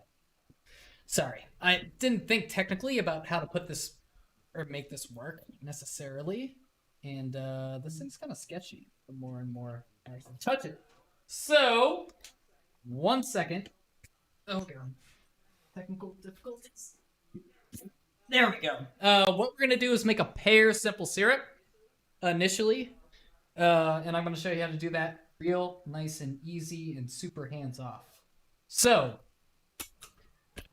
what we need are some pears. Super easy. When you cut pears, they have seeds, all type of great shit in them that you should not use. Slice them up. Slice that shit down the middle. And then just chop them. Nice and easy, nice and thin. They don't have to be too thin. It's a simple deal. You're gonna chop up like 2 pears. More or less. I didn't think this was gonna be like a legitimate cooking show, but I guess I made it that way. And 1. I'm only gonna do 1 just to save time. Just like that. I'm moving faster than you probably want to because I do still have the serial killer sized knife. And boom, that's 1 pear done just like that. You want it to be de-seeded, so you'll have to pick little bits and pieces out. Nice and easy. If you want to make a simple syrup earlier on, that's great too.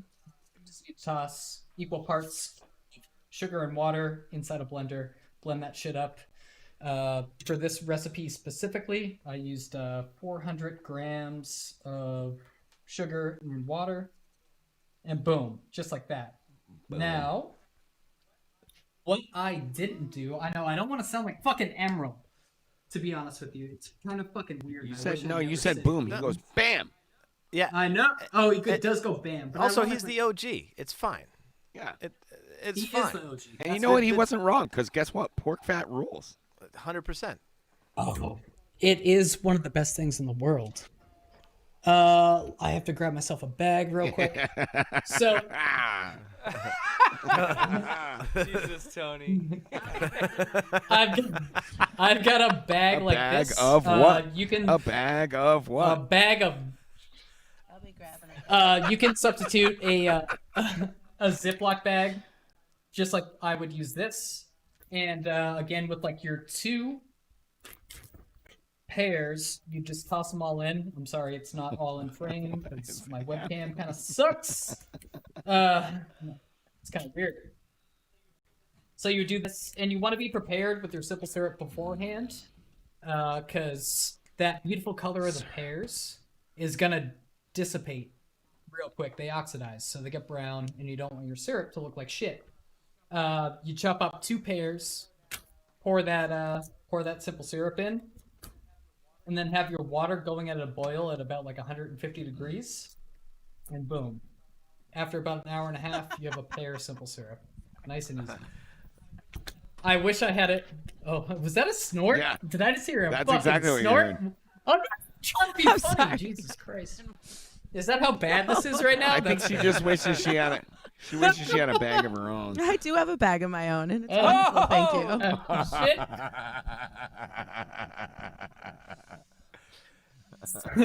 So when that is all said and done, the reason that I'm doing this is because if you can see right here, I have a completely clear simple syrup. It's gonna make your drink look better. Like if I was trying to sell this fucking drink at a restaurant, I would use this tactic because it makes everything look and also taste a little bit better. Presentation. Otherwise, if you let things boil, those pear slices are gonna come up to the top and they're gonna oxidize. Vagina. Vagina. Vagina. Get that out of there.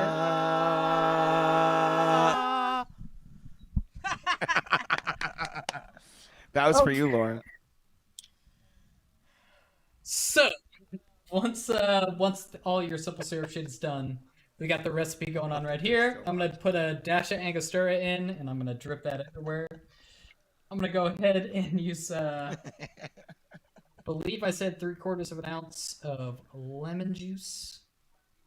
What do we got? 1/4 ounce of Suze. Can we do an episode where you weigh out all of your ounceage on a digital scale? Yeah, I actually have. Why am I not surprised? You shouldn't be. Hey, Lynchy. What is Suze? Yes.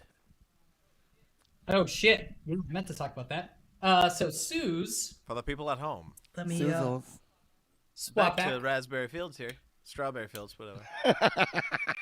So it's not like it's not my favorite song or anything. So Suze is what you would call an aperitif, something you drink before dinner. Aids in digestion because I use a hefty amount of gentian root. Let's do it. It tastes very much like vanilla, and to get it's kind of pretentious to say it this way. You know that smell before the rains come? Yeah. Yes. Where like it's like a little bit musty. It tastes like vanilla and it's fucking delicious. It really is. Yeah. I love that description. It- Does that make me pretentious? It's I I felt hope like I that really was like the bottles too.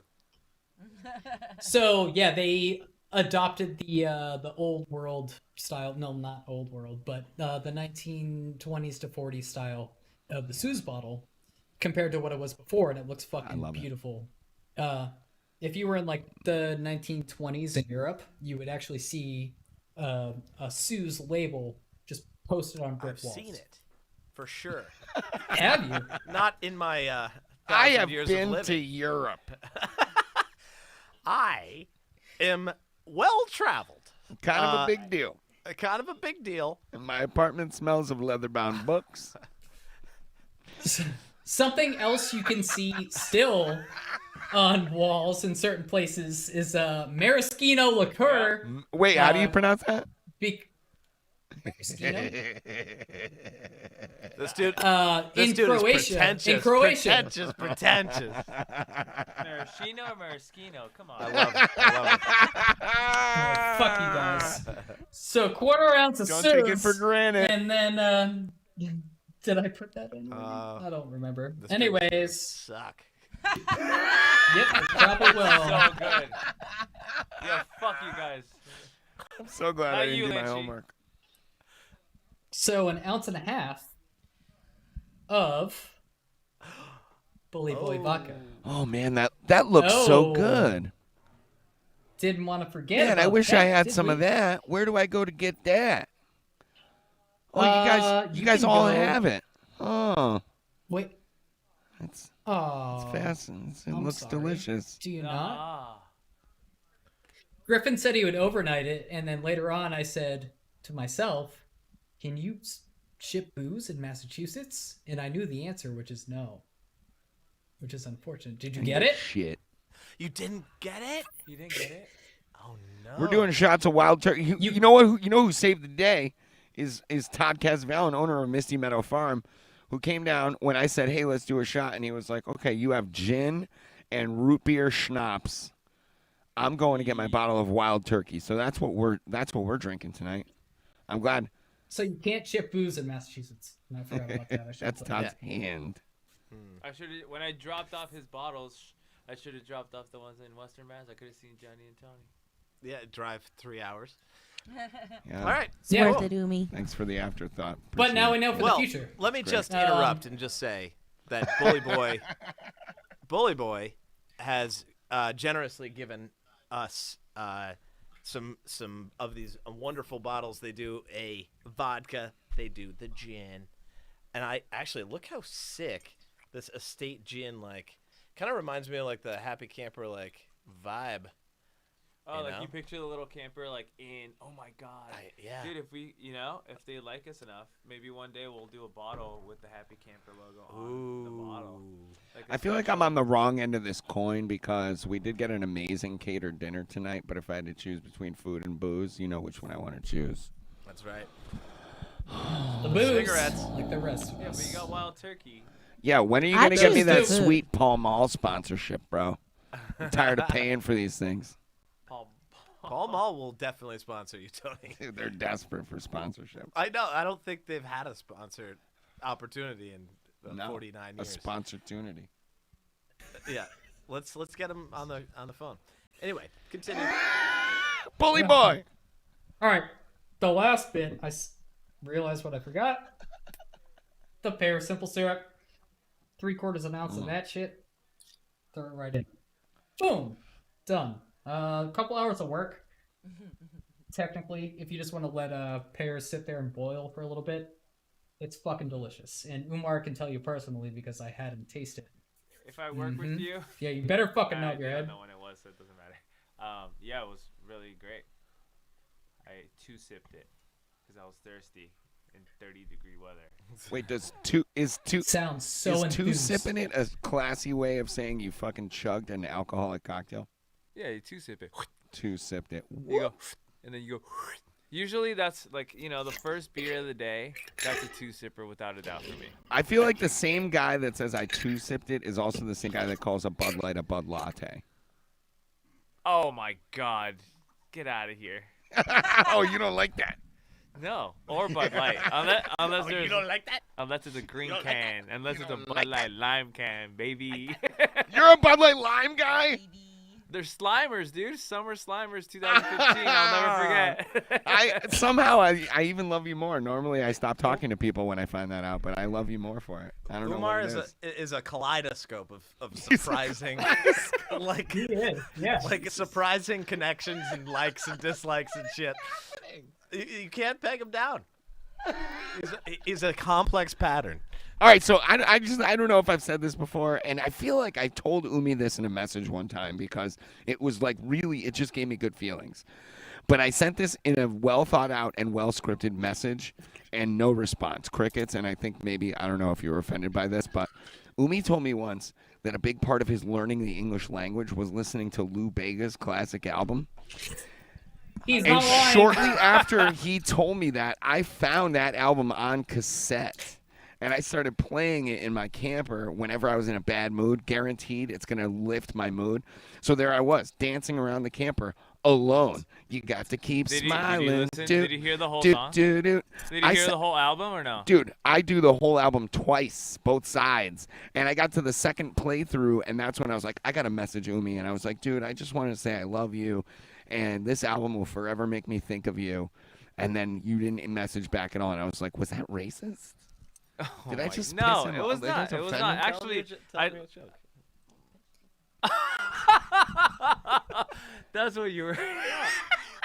Jesus Christ. No. It's just like all these people around me, they're like on baby number 3, and I'm still on mambo number 5. Yeah!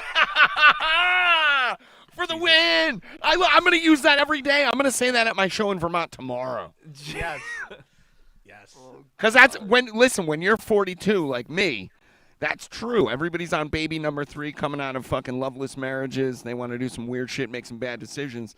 I'm like, you're on baby number 3. Now I have a line for that. Umi, It's you so just good. hooked me up. You don't even realize how huge that I'm going to get so much mileage out of that. It's not even funny. Oh my God.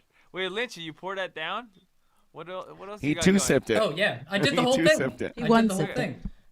One sipped it. Wait, let us. I'm not gonna do that. What was the rest of the cocktail? You didn't let him finish, guys. Oh. No, you did. Oh, sorry. It was the pear simple, and ounce and a half of Well, vodka. Bully boy. Bully boy. Bully boy. Wait, how much Bully Boy? 2 or 1.5? One. I want to send a special thank you out to Bully Boy for sponsoring everybody in the show except me. This has been a wonderful experience.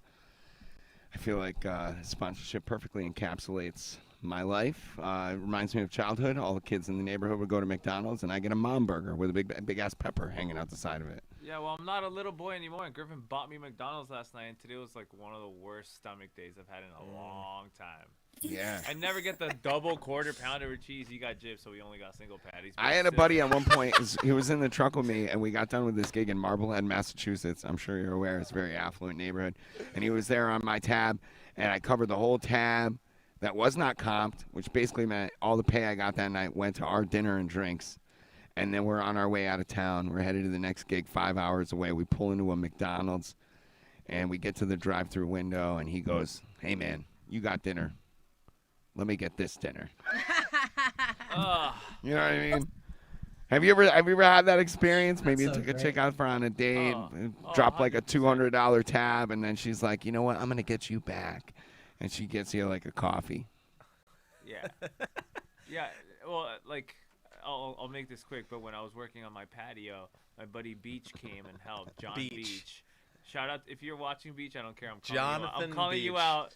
I wish I had a graphic. We had the tiller, because we rented a tiller, and his buddy was helping. He did most of it, and Beach is like, "Let me try that thing." He did it for about maybe 8 minutes max. It's not like a really hard thing to do. You just go back and forth with this fucking thing, whatever. Next day. Wait, hold on. This is an Umi story, so I'm gonna piece myself for like 30 seconds. Kaz, you would love this. Todd Casavallon is sitting here, and he can't hear it because we're in the headphones. And this is a guy who's a lifetime carpenter. The city boys are talking about building a patio. Whoa. Go on. You don't know what I'm dealing with here. They tilled for like 8 minutes. It was No, crazy. I'm trying to talk you're shit. You were saying something about We someone can being do like, stuff, man. Hold on a second. You were saying something about someone being like, "Oh, you get this dinner, I get that dinner," not being the same shit. My buddy tilled for fucking like 7 minutes, and then the next day we went to the beach, and I stopped at the liquor store, and I was like, I got like 2 30 racks. I was like, "Can you throw me like $10?" He goes, "Yeah, but I kind of like helped you with your patio yesterday." And I was like, "What?" No. Dude. All right. And You know what? I'm You're such a in our nice club guy now. that I was like, I'm such a nice guy that I'm like, All right, dude. He you're knows the good." value I of was his like, labor. I was like, "Yeah, dude, you're fine. I'll just pay for the gas that just drove us to Salem and back. It's fine." But Pro whatever. tip, real Hey, quick pro tip. That happens to us occasionally too. Somebody comes in on a job. They do about 5 minutes worth of work, and then they feel entitled to a full day's pay. And you know what we tell them? You're fucking fired. I know, but you can't fire best friends. I love this kid a lot. You love guys that show up and do 8 minutes of work and then expect you to buy all the beers. He does. I do. Yeah, that's Yeah. understandable. He's got a real big It sounds heart. like it's an abusive relationship. It's probably toxic. Well, We I need a didn't marry therapist him, and I involved don't live with him. I'm kidding. I don't know what you. Actually, I don't even know this you guy. guys want to hear the new fucking Umi come up? Because this guy's like broke as fuck all the time. So Can you Griffin, just say Umi come up again? Nope. So Griffin, what is it called? I buy you fly. Is that what you say or whatever? Yeah, So I fly you by. Yeah, totally. Griffin, I've never said that about him. I know. But I say it all the time. I say it to Jenny twice a day. So Griff has, he always needs his like case, which is 18 beers or whatever. He's like, can you give me an 18? Silver bullets. I'll give you $20. Give me an 18. At Target, there is 24 for a 30 rack. So I'm getting 12 Target. beers. So I'm getting 12 beers for $4 these days. It's kind of sick. See, this this guy's is a plug somehow. This is why I love the coronavirus, because this is what's taught us the Cheers. real value of money. You know what I mean? I set aside $10 that I was saving for a rainy day, and it was time for a 12-pack of Yinglings. And guess what? I had the budget for it. Oldest brewery in Massachusetts. But you know what? That's a big spend these days. $10? What? For what, a 6? 12, baby, 12. Oh, you're good. You're chilling. I'm chilling for tonight. Yeah, for sure. What was the turkey? Wild turkey? Yeah, Todd Casvellon brought down a handle of wild turkey. Oh, goodness. Wait, regular or 101? Hey guys, Regs. Lorna He got the Dolery regs. He got says, the any regs. chance of a song, lads? I would say I agree. What are you going to do, punch me in the face, Lorna? I'm kidding. Although you guys should check out her web work is amazing. She's like constantly, she's got what would you call that? A fitness studio? A gym? I haven't been It's to a it. James. I haven't worked out in 20 years. They're so I called don't even, Jameses. James. She's got a James. Oh, I'm going No, to the in all James. seriousness, she's doing amazing things in fitness, confidence, training martial Yeah, arts. and she also like has the best like she's all about like positive getting in Yeah, shape in really yeah. positive ways, which I really admire. You I know, love there's it. no like she's super body positive, and she's just she's wonderful. She's like a I super need that. woman. She's amazing. I need that because I also can't handle being in a gym. It's such a everybody's such a negative Nelly. I'm like, Dude, Not when there's a I need, racket- I not need when someone to there's a pat me racket on the for it. back every 9 seconds that I do something. Yeah, I need that. Congratulations, you just curled 10 pounds. Exactly. Yeah. So we were in Ireland, and I was being like this little like negative person on myself, being all self-deprecating. She's like, "Okay, anytime you say anything bad about yourself, you owe me a push-up." Yeah. And so I stopped real quick because I didn't want to do any push-ups. That's Lorna. Her nickname was Buttons, and I've been doing everything I can to not call her Lorna Doone. I have a feeling it's like the obvious low-hanging fruit that she's probably. It's like when people meet Jenny Porter, and then you got that 50-year-old dude that's like, "Oh, Jenny, oh, what happened?" Seriously, let's move on. Alex is dead somewhere. We have to get back to him. Apparently. Are we done with the sipper and we can move on to a ripper? Can we please do a ripper all together?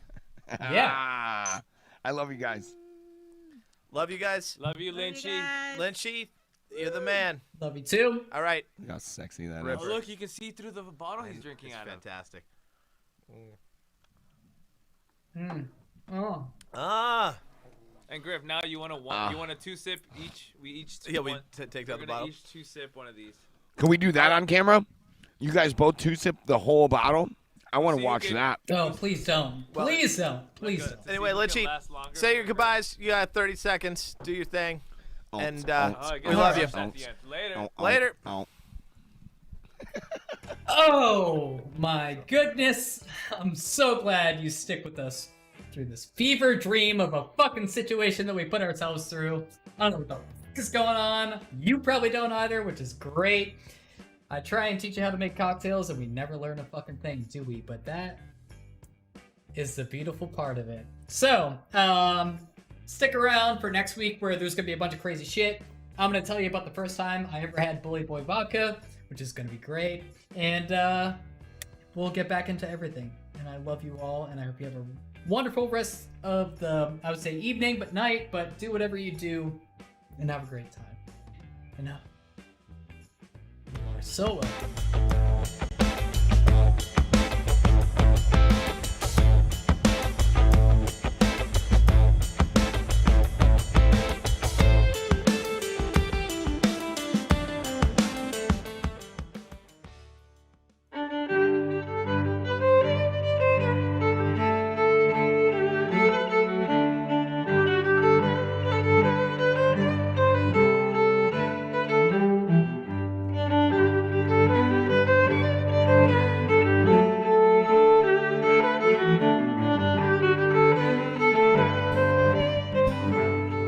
Welcome back, guys.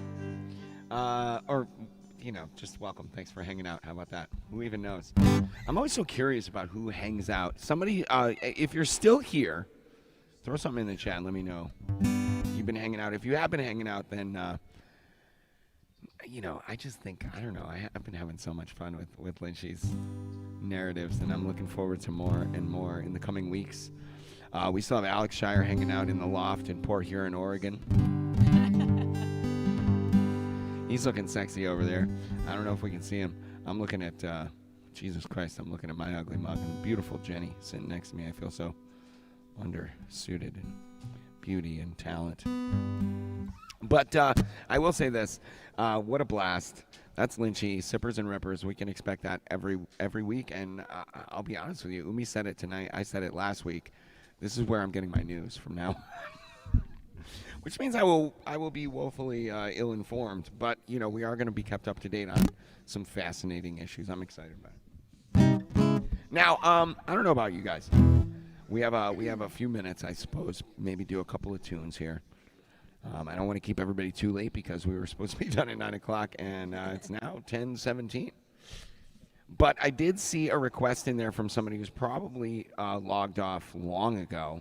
Our old friend Jen Sweet. She was talented bartender up there somewhere in central Vermont, lifetime. And there's something about when you sort of commit to a lifetime in restaurant service, you've committed to a wonderful culture. If you've ever seen the movie Waiting, I mean, we in the restaurant and entertainment industry, we have a wonderful tradition of partying and have a great time together. After, of course, we serve a shitload of assholes who come in and demand ranch dressing and fucking stupid bullshit. Anyway, she was one of those. She was one of those lifers, and she happened to be attending bar around when Jenny Porter stepped onto the scene, and she was very supportive. She asked for this tune. She's probably not listening, but we're going to play it anyway. Jenny?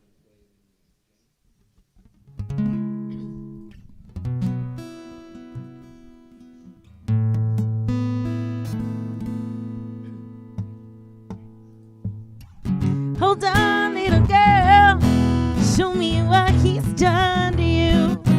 Stand up, little girl, a broken heart can't be that bad when it's through, it's through. Fate will twist the both of you. So come on, baby, come on over and let me be the one to show you I'm the one who wants to be with you. Deep inside, I hope you'll feel it too. Waited on a line of green and blue, just to be the next to be with you. Build up your confidence so you can be on top for once. Wake up, who cares about little boys that talk too much? Well, I've seen it all go down. A game of love was all rained out. So come on, baby, come on over. Let me be the one to show you I'm the one who wants to be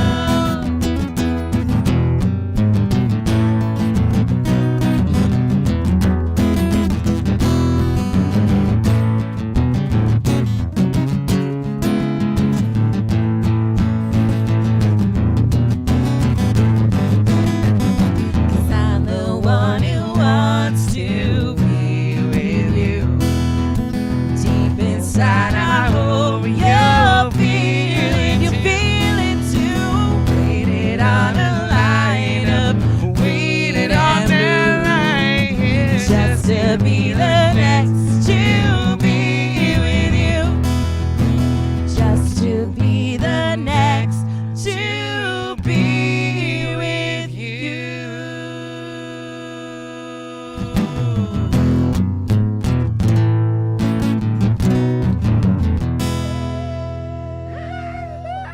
Hey, Kim just chimed in. Kimmy! That's Kimmy. That's from Camp Kimmy. Kimmy was our former landlord back when she was part of the original quarantine crew. You know, and yeah, we I'll love say you, it. Kimmy. I know exactly what you were thinking, Kimmy. I am so sorry to So hear sorry about about your your dad. father. Oh Yeah. no! We heard about really that too, wanted to. Kim. We, So yeah, sorry. we wanted to come up and play some songs. Donnie and I actually had some plans to come up there and do some picking with your old man, but unfortunately, he passed before we could get there. So I just want to say it's Yep. good to see you. We and love I'm, you. I'm so sorry about your loss. So poor sorry. thing. Yeah, we love you and we miss you. We miss you. Oh, Kimmy. Beautiful. I remember when I was squatting on your land. And I woke up the next morning with mustard on my hand. It was the 4th of July. I was devastated when I had to take my shirt down to the steam cleaners. It was a shirt I hated, but there was a mustard stain. They promised me that they would get it all out. They didn't know it was my sweet girl Kimmy. Ooh, Kimmy. Who put it on me the night before when she almost passed out. Oh, she was falling over by the campfire. I never thought anyone could bear her. And then she looked a little tipsy. I thought, you know what, I'll be a good guy. I'm gonna catch her. That's when it happened. She put mustard on my shirt. Oh yeah. There was Doritos everywhere, everywhere. Lay's and all kinds of ketchup chips. It was a classy event. Won't see nothing like this until next 4th of July. Mustard on my shirt, oh Kimmy. Every time I put it on, it reminds me of you. Drooling on yourself when you looked up at me with those big doe eyes. And I put you to bed.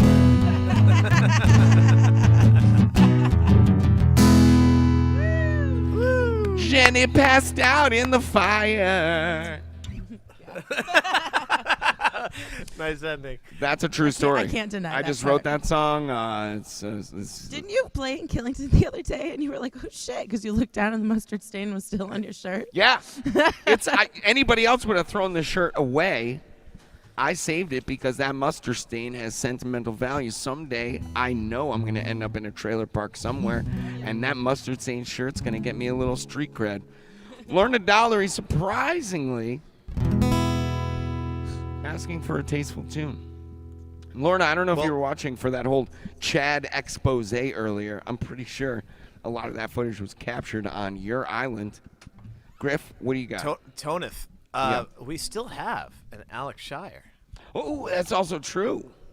He is. That's he also is, true. He is ready and willing to play another song. I can see him sitting in the Zoom thing. I don't know what you got cooked for people watching this outside, but Alex, pipe up. What's going on? What's going on, guys? Al, I love that you're still. Did What a you guys show. go back into the bedroom and do some calisthenics, some late night calisthenics? yeah. I did my late You night. disappeared stretches, for a little man. I'm while. I doing- figured you guys were probably working on some yoga moves. That's exactly what I've been doing. You know, yoga. What are those one things that people smoke that you Cock push-ups. They take to beaches. They take to beaches. People take to beaches and smoke them hookahs. That's wait. we're What about beaches back. are people smoking hookahs? Because that's a beach I will go to. At my beach, growing up my whole life at my beach, people bring the hookahs, man, at Lakeside.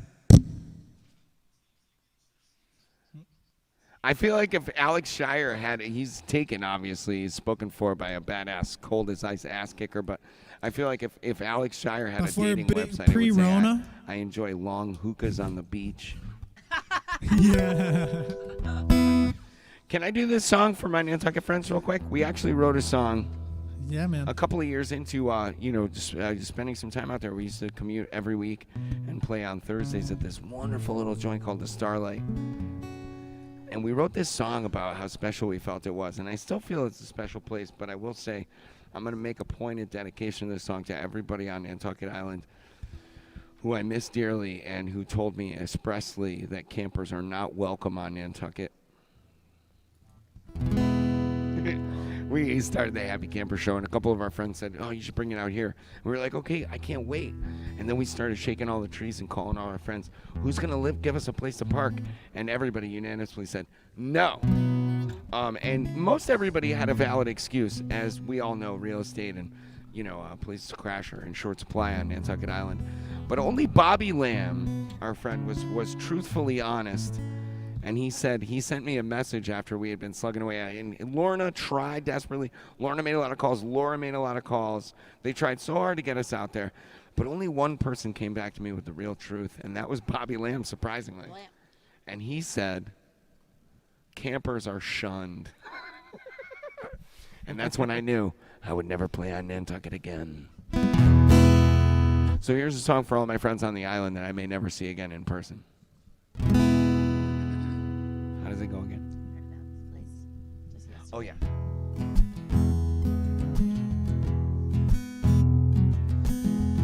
Let's see if I can remember this. It's called the Nantucket Song. By request, Lorna Dollery. We love you, Lorna. Heard about this place just yesterday, it seems, where ships fly by on wind, steam, and gasoline. So I came looking with a pocket full of dreams and a song.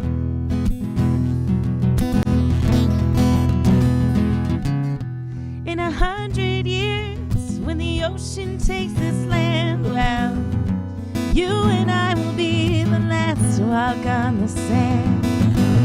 We can feel it, we can hold it in our hands, but not for long.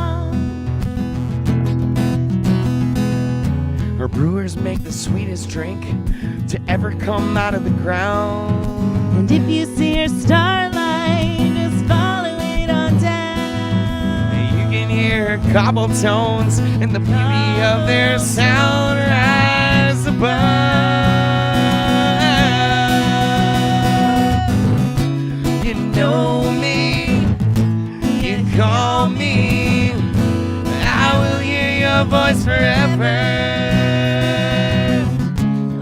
You're gone, it won't be long before we're back together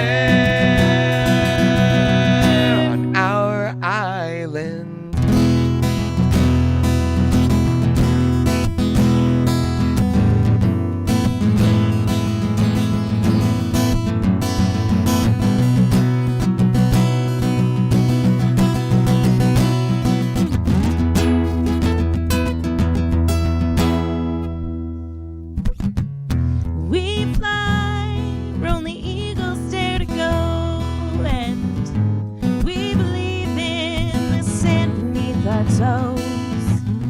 If you never met her, there's no way you can know about her love. We'll pop some tags at the Mannequin Mall and then hitch on back to town, where you can hear the muse play the blues for a rose and a crown. Just pour me up a paw and let me buy the next around and stumble along.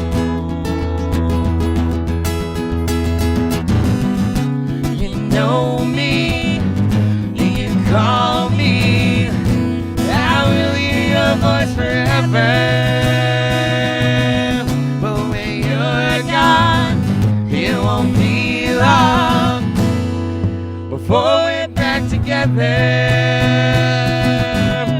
Well, I know you, I call you, you will hear my voice forever. But when you're gone, it won't be long before we're back together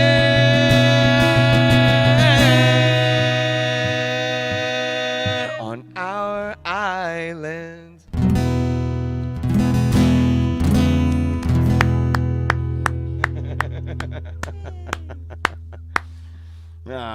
That is a little walk down memory lane. I actually caught Jeff Ross was doing some live streams pretty recently. He's one of my favorite songwriters out there on the island. And oddly, one of my first gigs out there was at, what was that place called? The Bamboo. What was the guy? This was before you were on Yeah, I the wasn't scene, around Jenny. the times of the Bamboo. I can't remember the guy that owned the Bamboo, but I remember he's got like 14 kids. He's like the Flava Flav of Nantucket, which means he's short and Irish. And Jeff? his seeds are fertile. But he, so he, had us down there. And Jeff Ross came walking in my first gig there. And this dude with the long hair and leather jacket comes in. I was like, obviously, you're a musician. Came up and sang harmonies with me all night long. And then I tried to pay him at the end of the night. And he was like, no, man, I've already made my money. You're good. Shannon, correct. So Shannon was the owner of that place, the Bamboo. I wonder if he's still around. I hope he's doing well. He actually introduced me to a new hustle, and I thought I had sort of seen it all at this point. But he had a new hustle that I had never encountered until I came to his joint on Nantucket there, the Bamboo. And he would come up to me as I was playing. He would offer me all these different shots and cocktails, and he'd be serving me, try this, Tone, try this. And then at the end of the night, he handed me a bill for over $300. I was like, wait a second, I didn't order all this. And he was like, what do you mean? You drank all these drinks? Oh, okay. That sucks. You know what? You're right. That's on me. Lesson learned. So anyway, we've had some good times out there on the island, and I miss you guys dearly. Lauren, I'll tell you this. If Seth actually finds us a place to park, not only will I be impressed, but that will be step one in the journey, because once he finds this place to park, we got to find somebody to pay for bringing the goddamn camper out there. From what I understand, it's a pretty penny to put something like that on a steamship. Shannon hand. I hope he's doing well. Alex, what are you doing? Are you live? You out there? You just... What's going on, brother? You are still there. I saw your pretty face. I didn't know if it was an acid flashback. Great show, man. Great show. We have precious few minutes, man. Do you want to give us a little tune? Maybe some. Actually, you know what? Could I place a request with my good buddy Alex Shier? This is sort of the request segment. Yes, sir, dude. What do you want to hear, man? I want to hear. You know what I want to hear. It's the song I didn't get in your real set.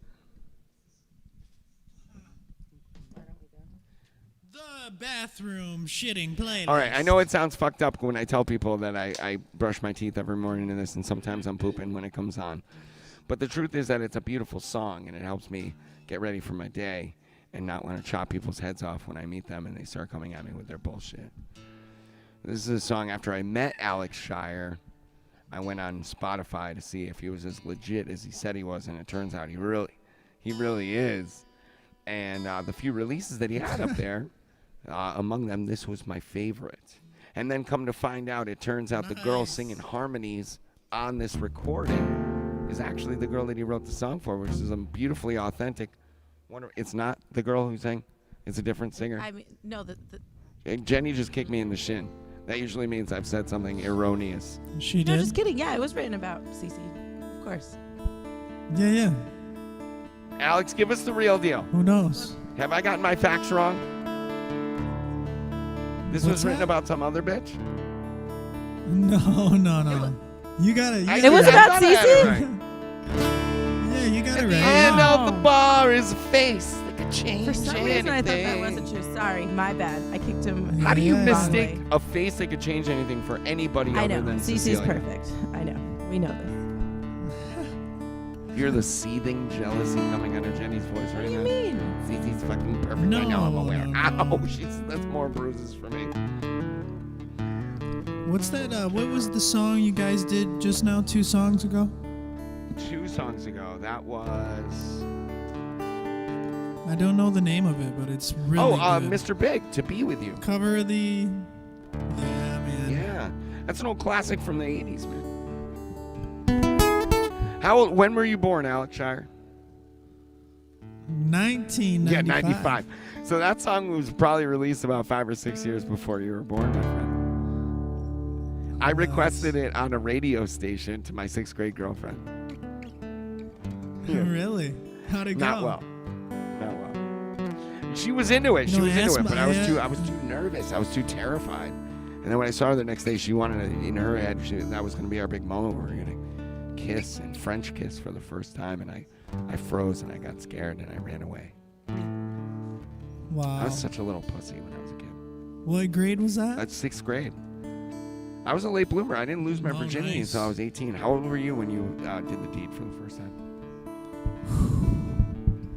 That's some information. You can be honest. I just gave you mine. Show me yours. 16. 16. You got it done earlier than me. But you're younger than me, too. You guys grew up with internet porn. We had to go to far reaches to find pornography, which meant it wasn't part of the culture. Right. I mean, I do want to just defend myself for a second and say that, I was part of the generation that experienced the magazine culture. Magazine culture, my ass. 95, go fuck yourself. Yeah. Hell yeah, I want a shot. Jenny That just was, asked me if I wanted a shot. Can we do a shot? There wasn't. Do you have a the shot, internet. Alex? Yeah. Yep. Perfect. Let's do one together, and then I want to hear this wonderful song in a context Do a shot other of than strawberry. personal hygiene. Strawberry water. Strawberry water. 16. Alex was a youngster. He did everything. She said, finger my butthole, and I'll do me. Jenny, can you do the shot with me? Are you back? Oh, okay. Alex, cheers. Strawberry water. Cheers, my friend. Jenny Porter. Oh, Griffey's still in the house. I thought he would have abandoned ship by now and been like, fuck this, I'm out of here. Are you in a bubble right now? I can't see the show on the outside. Can you do like a frustrated, like, why am I in this bubble?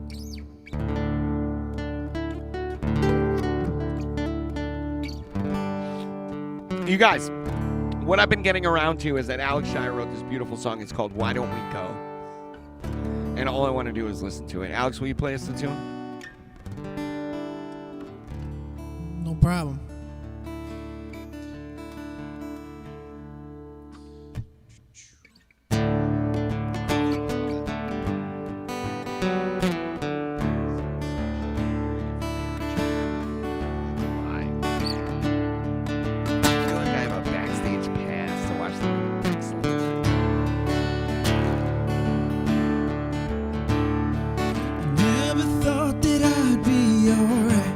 Till I met you last spring. The end of the bar was a face that could change anything. Why don't we go off alone so we can get stoned and forget all the things that I was before? When I was alone.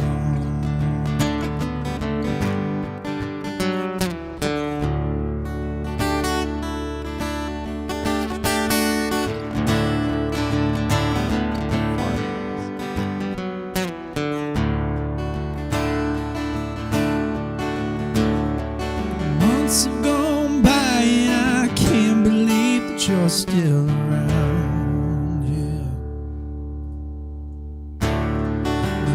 Have been falling off the trees, blowing right through the town. Why don't we go off alone so we can get stoned and forget all the things that I was before when I was alone. Ooh.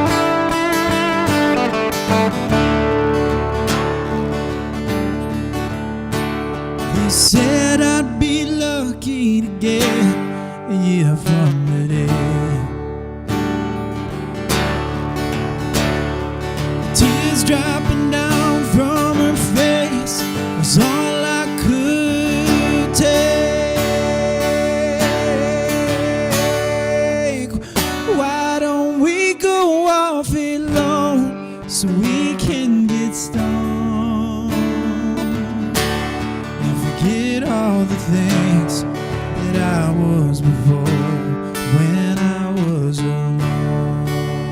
Oh, yeah.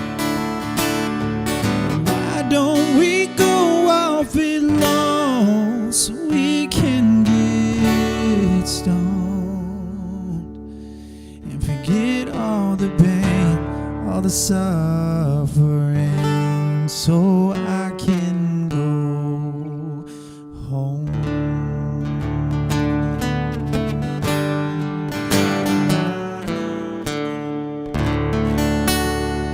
That's my boy. That's my refugee. Thanks, brother. Can you see why I listen to this song Love you every day? guys. now? Love you guys. It's so beautiful. I've been talking about it, but yeah, I encourage everybody else to do it too. Appreciate that. What do you think, Griff? Maybe one more? We call it What a a night? fun time. You want to? I'm happy to leave it right there. Ah! You guys, All right. I can't thank you enough for watching us tonight. Tim, you're still here. That's why Big Tim. God damn it. We went on a dog walk the other day and talked about you for I think half of it. That's actually true. All right, so it was Oma's birthday last Friday. She turned 5. So that means that I got to take her to her hometown of Killington, Vermont. We took her for a long walk, and we ended up on the golf course, and me and Jenny ended up reminiscing about, I was like, Jenny, were you there when Big Tim came with us for the big howl? Now, to paint you a picture, Big Tim came with us in sort of, I would do long dong walks after my gig. So that means we're going out at a time where, we're not gonna run into Karens with their little fucking chihuahuas. They're gonna get freaked out by me and a fucking wolf dog running around. You know what I mean? So we're going out at 1, 2 in the morning. Big Team says, I'm in. So we go out to the golf course and we take a walk up this hill, and it's like fucking, we're both like breathless. We get to the top and we're heaving because we're, I don't care about my health, and he's a fucking woolly mammoth. So we get to this clearing, and mind you, Oma has not howled since we had to give up her brother. It's kind of a sad thing. So when I take her out into the field nowadays and we get out there, the spots we would have howled before, I think about how sad it is that she still has this thing in her heart where she feels like she can't howl without her brother around. And that made me think of my brother, Big Tim, who was there for one of our biggest howls. We took him out in the clearing, howled our tits off, at the end of which we were all in tears because it's a visceral, moving experience when you're sitting around a pack of wolves and they all just start singing at the moon. Next day, there were Facebook posts from guests in the Killington Grand Hotel saying, this is not a safe place to be. There are wolves in these hills. Little did they know it was us. Anyway, Tim, I miss you, and that was a wonderfully visceral experience for me. And I think of you often. As for all the rest of you guys, thank you for hanging out with us tonight. Thank you for listening to our music. Big shout out to Alex Shier. Alex, are you still there? Oh, yeah, man. Refugee, thank you so much for joining us tonight. Your songs, it was a pleasure. And your talent and your light is truly inspirational. Thank you for being a part of this. Thank you. Thanks for having me, man. Right back at you guys. It was beautiful. Beautiful show. I'm gonna be excited about watching this later. I'm gonna watch it first for the talent and musical artistry. I'm gonna watch it again, see if I can stimulate a few things that you don't need to know about. And I'm gonna watch it again after that for other purposes that Sounds I could probably great. get arrested for. So I just want you to know that your talent has many applications. That being said, somebody give it up for Gigabit, Griffin Bach, Josh Cheers. Larson, the Cheers. whole crew, Steve-O Mungin, Mikey Mungin, and KJ Nosh catering the event. I want to give it up for Bully Boy, sponsoring booze for everybody except us. It was awesomely visceral for me, too. And you guys, come back next week. Especially you, Alex. Maybe now that we have this worked down to a science, you just pop in, sing us something pretty. I have to be honest with you. 2 songs in, Todd Casavallan, who owns Misty Meadow Farm, he was sitting over there in my dinette in front of the catering with KJ Nash, crying into the fucking chicken parm because you moved him emotionally. I think he may be killing himself up in the farm right now because you made him really think about his life. I got that blood on my hands. But should he survive to tell the tale, He will shall. sing the praises of Alex Shier and his What beautiful an musical honor to talent. be on a show with you, brother. Alex, thank you so much for sharing your talent. Griffin, thank you so much for everything you do. Gigabit, I can't thank you enough for helping us do this. For all of you guys that are still watching, I really appreciate you hanging out with us tonight. I hope we've done a little lift your spirits. And if you're feeling the vibe, throw a couple of bucks towards the Venmo because, like we said, Griffin's got some surgery coming up. And we're trying to save our pennies for that. But don't forget, look at this apartment that Alex is living in. He's got to pay for that, and he's tired of slinging dick. So, maybe you could throw him a couple of bucks there. Appreciate it. I love you guys. Beautiful Jenny Porter. Love you guys. Thank you. My name is Tony Lee Thomas, also known as Uncle Tony, also known as Tone Barrios, also known as Brunkle Sam. Specifically Brunkle. to Alex Shier. He's my refugee. I'm his Brunkle. Cheers. Brunkle Sam. I love you guys dearly. Love you, Alex. Love you, Griff. Everybody have a very safe week. Please be good to each other. And we'll see you next Thursday at 7 p.m. sharp. Woo!